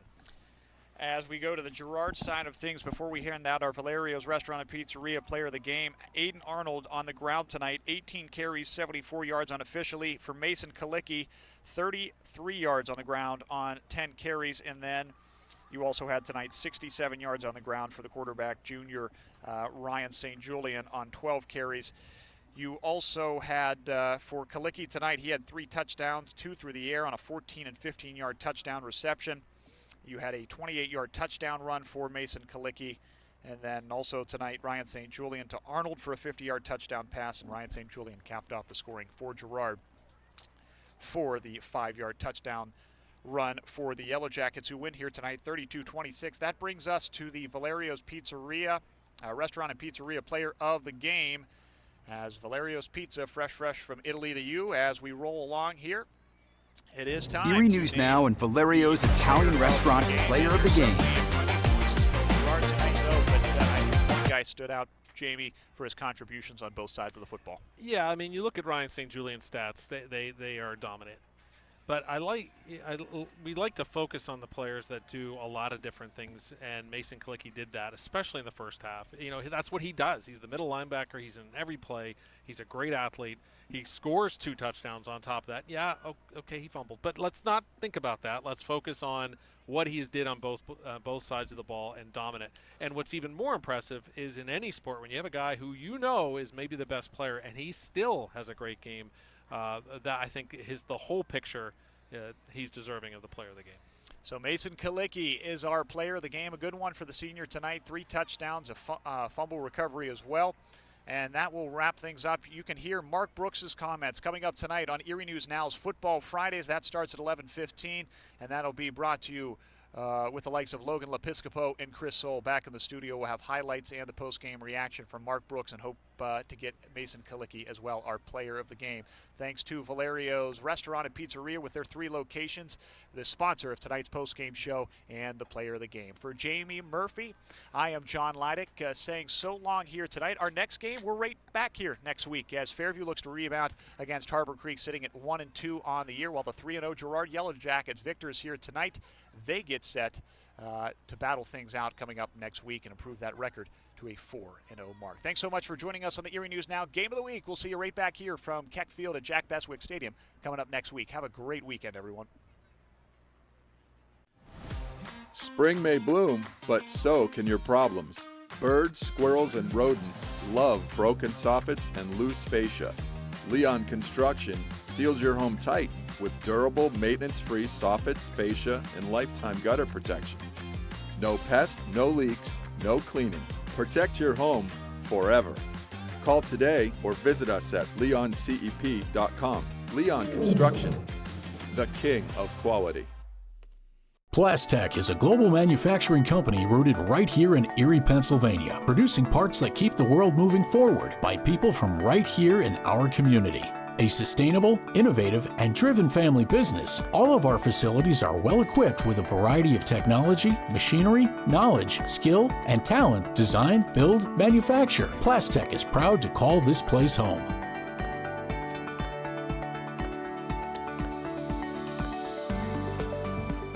Craving authentic Italian flavors? Step into Valerio's Italian Restaurant and Pizzeria. Our food is made with the freshest ingredients, where every bite is an escape to Italy. From fresh and delicious pizzas to calzones, wings, soups, and many other appetizers. Not only can you get our delicious food in our 3 locations, we also offer catering services. From business luncheons to weddings, we have your catering needs covered. So bring the whole family or make it a date night. It'll be an experience you won't forget. Valerio's, fresh from Italy to you. At Orthopedic Associates of Meadville, our growing team of surgeons utilize cutting-edge, patient-centered procedures and treatments to get you active and healthy again. From high-quality personalized care to state-of-the-art injury treatment and prevention, the choice has been clear for over 50 years. The largest, most skillful team of orthopedic specialists in Crawford County, delivering orthopedic care that you and your family depend on, right here, close to home. Every day, they wait for love, for family, for a place to call home. For the 5th year, Erie News Now, Happy 927, and New Motors Subaru are teaming up to help pets from our local animal shelters find loving homes during Clear the Shelters. It all happens Saturday, September 6th. There's still a vetting process to make sure every match is the right fit, but the love, that part's instant. Go to erienewsnow.com/cleartheshelters for complete details. Brought to you in part by Buzz & Bees Aquarium and Pet Shop.